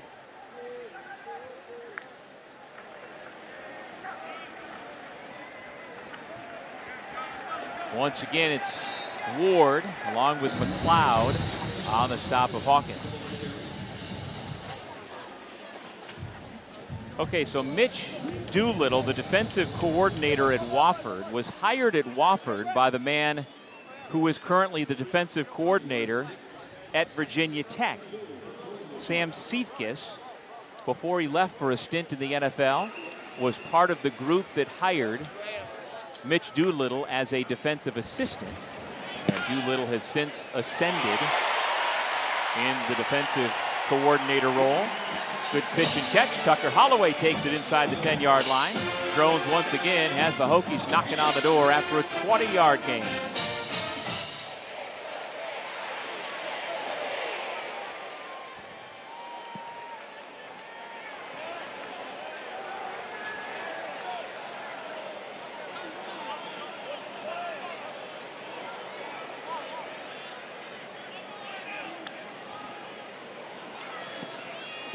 Drones lofts it.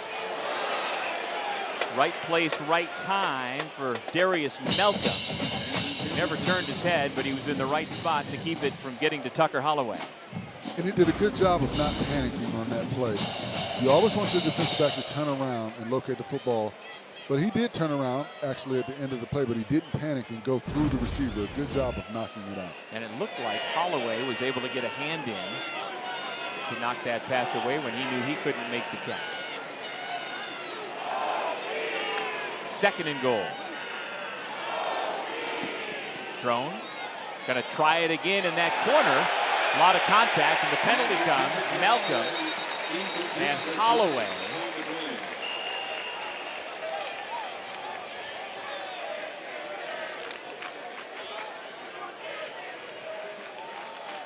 And it is going to go. Pass interference, number 14, defense. Foul occurred in the end zone. Ball be placed at the 2-yard line. Automatic. First down. And you see right here, Malcolm never turned around and looked at the football. He's fighting through the receiver, pushing. He's got his hands all over the receiver. Easy call for the official.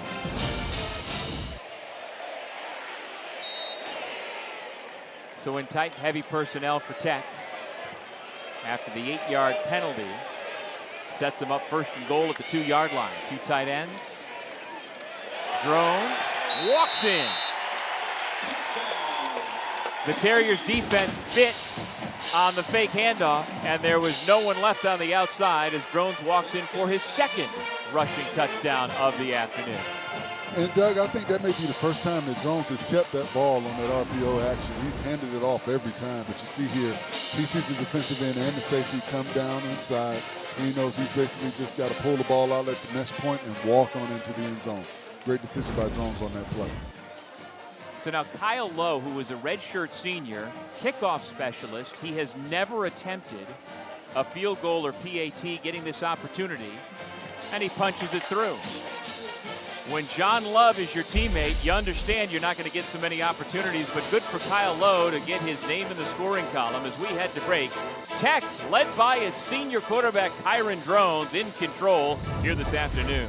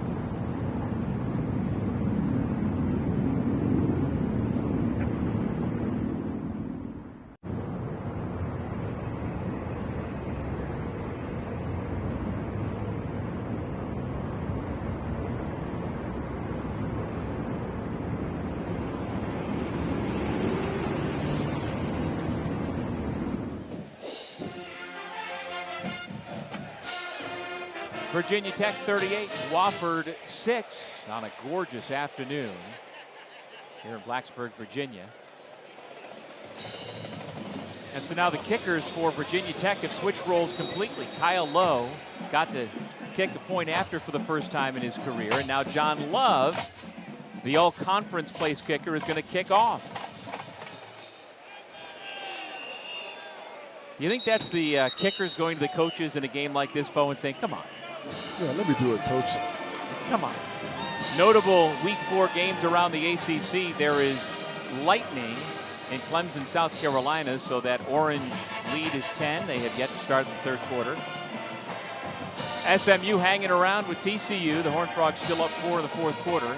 Coming up at 4 o'clock Eastern Time, North Carolina State and Duke on ESPN2. And then the big game tonight, Miami and Florida in Coral Gables, 7:30 on ABC. And it's the first time ever College Game Day went to Coral Gables. They have done Miami Hurricanes games many times over the years, but always from the stadium, which is 20 miles north of campus. But I thought it was neat that they decided to go on campus and get that feel, and it makes sense because you're there in the morning. The football game's not till 7:30, so why not? The kids are on campus, and you get a great atmosphere there. Well, those kids have earned it as well. You look at what they did last year with Cam Ward being the #1 overall pick. You go in the portal, you get the best quarterback available, Carson Beck. He's come out and shown himself to be what they thought he could be with that program. They're a top 10 program right now with a big game on the horizon. Why not? They've earned it. I've made you say nice things now twice about the Hurricanes today. Absolutely. Flag down on the play. I'll be as unbiased as I possibly can until next week. Tallahassee or in 2 weeks. Offense, 10-yard penalty from the previous spot. Replay second down. But I think this Florida game tonight could be interesting. Florida has nothing to lose, everything to gain. These kids have all played against one another and with one another in high school. Florida's familiar with Carson Beck from his Georgia days. Yep. I did see that Florida may be without 3 defensive linemen, which could hurt. But at the same time, you know, they've got 4- and 5-star guys behind the guys that start. So you never know. And I don't know if those will be starters that'll be out, but it could be an interesting game. Isaiah Nell out there at running back for the first time. Instead, they throw the football to the near side to Matt Flanders. Another completion for Jaden Whitaker. Isaiah Cash with the tackle. And the Gators, much like we saw last week here in Blacksburg, they could be playing for their head coach's job. Absolutely. Billy Napier's another one very much on the hot seat. Yes. And I think that South Florida loss really hurt him. You know, you lose at home to South Florida. That was a very tough loss for that Florida team, and they seem to be on an emotional high with their early season success. 3rd down and 11. Clock running, under 10 minutes to go in regulation.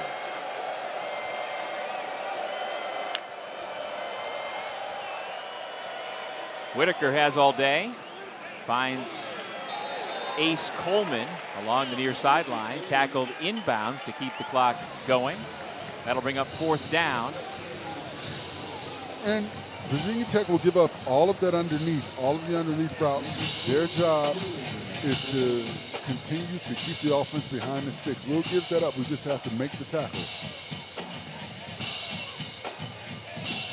Kevin Craig will now get an opportunity for to punt for Wofford. His career-long 59 yards at South Carolina State in the season opener.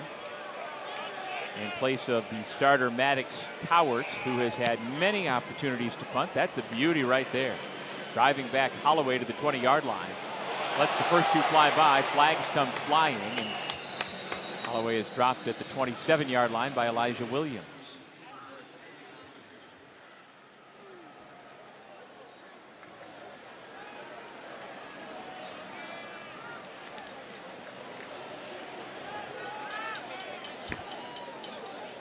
During the return, legal block in the back. Number 4, return team. 10-yard penalty from the spot of the foul. First down, Virginia Tech. Timeout. 50-yard punt, a beauty from the backup. Virginia Tech has its offense coming back out onto the field after this.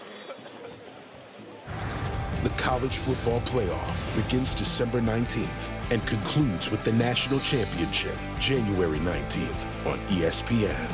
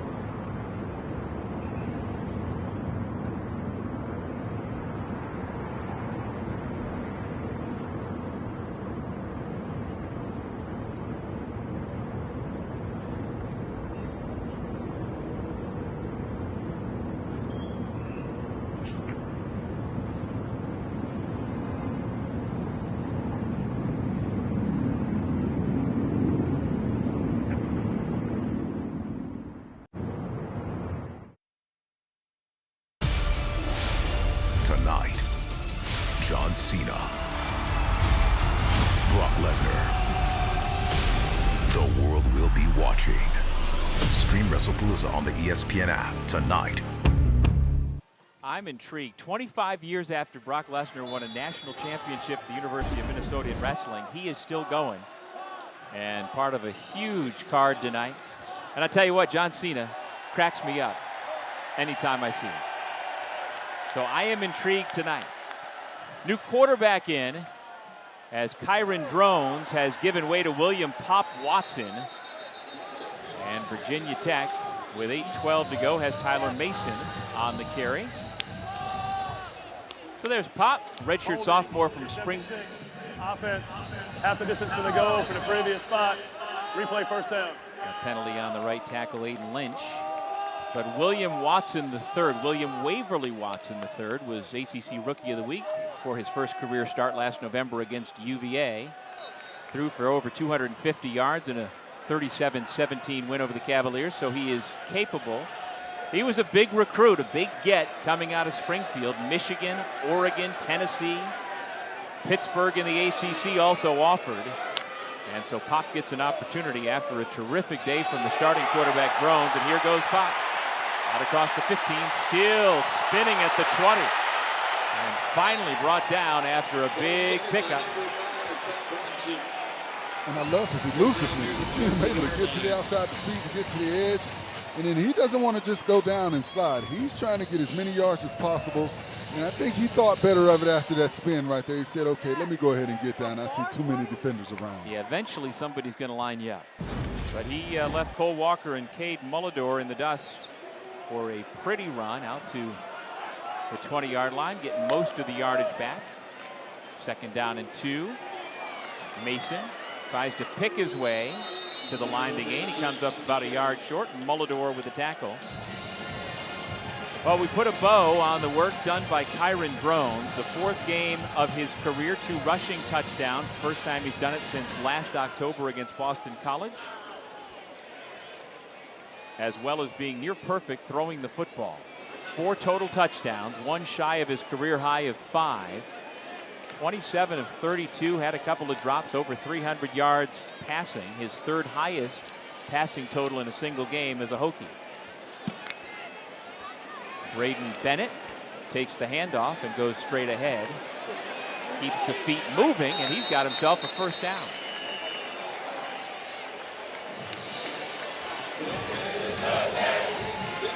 Tice Donnelly, who I met in the elevator last night, a freshman linebacker who told me if he gets a chance to play today, he'd like for me to call him the wild card. So number 39 in black, he is the wild card, getting an opportunity. Young man out of Fruit Cove, Florida. And I told him if you get a 70-yard pick six, in the middle of it, I'm screaming wild card. He liked that.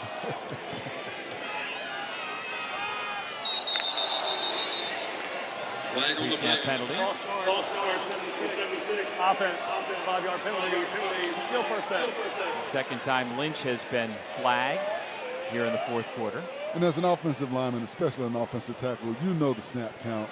But you're out there on that island as a tackle, and you want to get a head start. But if I'm the coach, I'm saying, okay, you jumped off sides, but you were in a bad position. You were up high. I want you to at least be in a good position if you're going to be, off sides.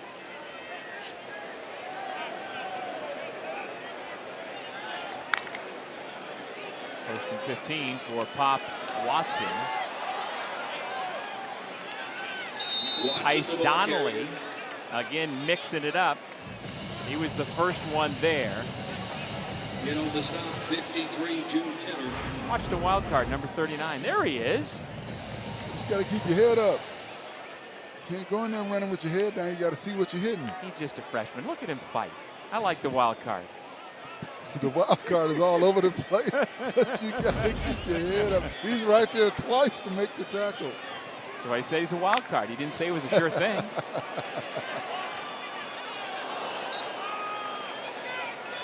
Jonathan Schaefer.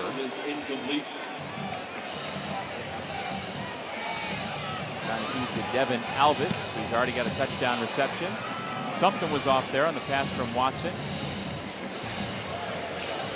So now 3rd down. And a little more than 10 to go. Mason remains the running back out there for Tech.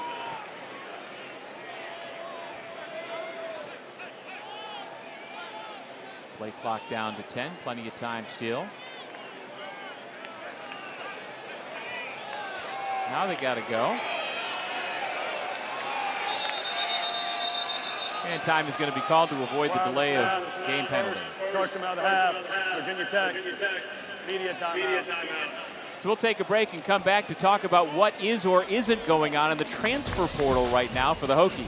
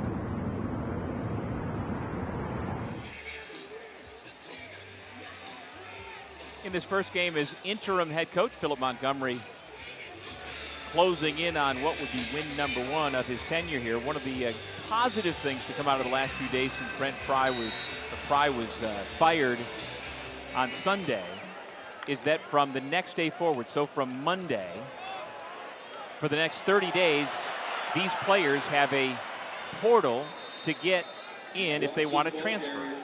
And so as Pop Watson is tackled by Jonathan Schaefer. The good news to report is that so far only one Virginia Tech player, defensive back Dante Lovett, has entered that portal.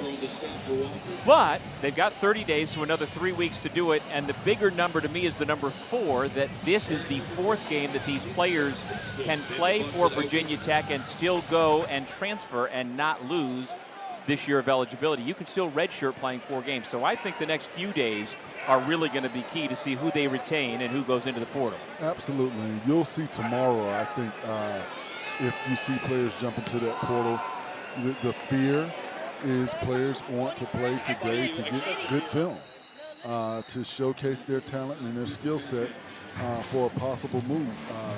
For the program, for Virginia Tech fans, you hope that that is not the case. You would hope that because of the good showing that they've had today, the positive that we've seen offensively and defensively, that guys will be invigorated to continue the process and continue here with the program as they continue to move forward. But You just don't know, and that's the thing that kind of hangs over everyone's heads right now, the fear that guys will jump into the portal. And UCLA is in the exact same position, and we just don't know what is going to be the new reality as these things change constantly. Isaiah Nell out there running the football. The one place that it's hurt Tech is in their commits. They have lost their top recruit from the class of 2026. An offensive lineman has decommitted. One of two from that class, and also from the class of 27, one of the top recruits who had committed has decommitted. So, you know, that's just the nature of college football. But for Virginia Tech at this point, they are very vulnerable. And don't think for a second that other college coaches and programs and players' agents aren't working on deals all along. Well, I think one of the things positive for Virginia Tech is they've got great facilities. They play in a great football conference. They are a Power 4 program. They are a prestigious program that, you know, has a winning tradition. And in today's world of portal players, you can build a program through the portal. We've seen that happen. We've seen programs turn around overnight. You know, think about Florida State. You know, they got into the portal this offseason, and they've turned it around down there with a couple of key players. So it can happen. So you look at the negative that could possibly happen, but you also have to look at the positive that can happen as a result. After the big hit by Brennan Johnson on third down, a juggling catch for first down by Jack Purdy, the sophomore from Columbia, South Carolina, showing terrific hands to haul that in. And what a throw by Jaden Whitaker. We continue to see positive from Whitaker as he continues to play throughout this game. I like sprinting him outside the pocket, creating more time. He squeezes the ball right in there, and Purdy does a good job of getting his body in between himself and Joseph Reddish to make that catch. And Wofford has next week off before hosting Western Carolina October 4th. Still playing hard, but they are going to drop to 0-4. Brett Clatterbaugh getting an opportunity, number 44 for Tech. And we've reached our 2-minute timeout. 38-6 our score. The Hokies closing in on win number 1 of the season.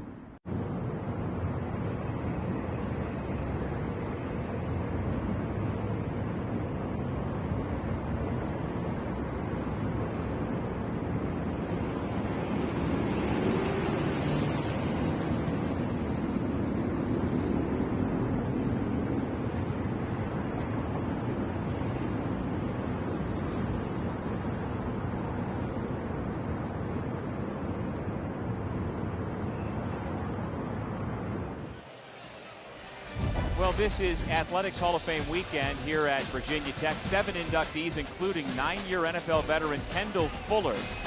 You'll remember he was a day one starter here at Tech. He picked off 6 passes as a true freshman, wound up being a third-round pick in 2016, had the Super Bowl clinching interception for the Chiefs. And I got a trivia question for you, Forrest. As Wofford runs it on 2nd down and long. Gabe Williams carried the football. All right, so there in the history of the NFL, there have been 3 different families who have put 4 players, 4 siblings, into the NFL. And one of them is the Fuller family. All 4 of the boys played here. Vincent, Corey, Kyle, and Kendall. Can you name the other 2 families to have 4 sons who went on to play in the NFL? Matthews? Nope.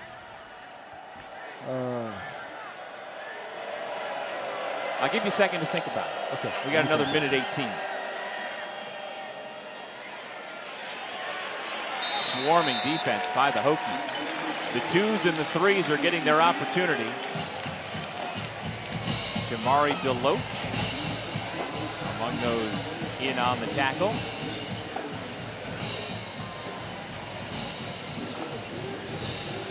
Well, our statistician Karen's already chimed in. She's got one of them for us. You're 0 for 2. Give me a minute, I'm still thinking. You're Googling. You're not thinking, you're Googling. All right, I'll give it to you. The easy one for me and Karen was the Gronkowskis. Of course, that's right. Rob is the big star, but his brothers. But it's only 3 of them, isn't it? No, there's 4. Grew up in Western New York. Their father was a good player at Syracuse, although none of the boys decided to follow him to Syracuse. And the other family, you got a guess? I know it was 3 Bosas that played, Yeah, but the 2 Browners. Saints. Yeah. I would have never guessed that. Yeah. But I thought it was only 3 Gronkowskis. It's 4? I'm pretty sure it's 4. The fullback from Kansas State. I'm just trying to think. I didn't look up that far. I just took it as, yeah, that sounds right. 4 Gronkowskis. So anyhow, we don't want to take the shine away from the Fuller family. Apparently, I didn't see it, but Vincent, Corey, and Kyle all came back to honor their younger brother here this weekend. They had a nice dinner last night, and they were recognized at halftime today. And all things, at least for the moment, here in Hokieville are good. Final play of the game, they take a knee, and the Hokies, after hitting their nadir last Saturday night and firing their coach the following day, get into the win column for the first time. And congratulations to Philip Montgomery, the interim head coach. He has win number 1 in his tenure, no matter how long it is, here in Blacksburg. Excellent response by this team. Good job by Coach Montgomery to keep everyone together, to come out and perform at a high level and get a much-needed win for this program. And that man was the star of the game, Kyron Drones. 27 of 32 passing for 307 yards. That's the 3rd most in his Tech career. Threw for 2 touchdowns, ran for 2 touchdowns. And here's a look at what number 1 in white did this afternoon. Well, he did a good job, like I said, sprinting outside the pocket, throwing dimes, knowing where he wanted to go with the football, not forcing it. That's one of the things I think that he had some issues with, some bad decision-making, poor decision-making. He's able to make great decisions. You see right there, a great decision, and he saw everyone crashing down to pull the ball out at the mesh point and get around the edge and basically walk in for that last touchdown that he scored. And there are the numbers. Career highs in completions as well. And he seems to be moving fine. We saw him with a little bit of a hitch in his giddy up in the first half. He got it retaped and seemed to be okay. Didn't have to run the football much at all today. And they did not need him to. Got 79 yards rushing from Marcellus Hawkins to lead the way. And the top receivers were Prelo out of the backfield, Aiden Green, Tucker Holloway, and Devin Elvis, who had his first career receiving touchdown as a Hokie.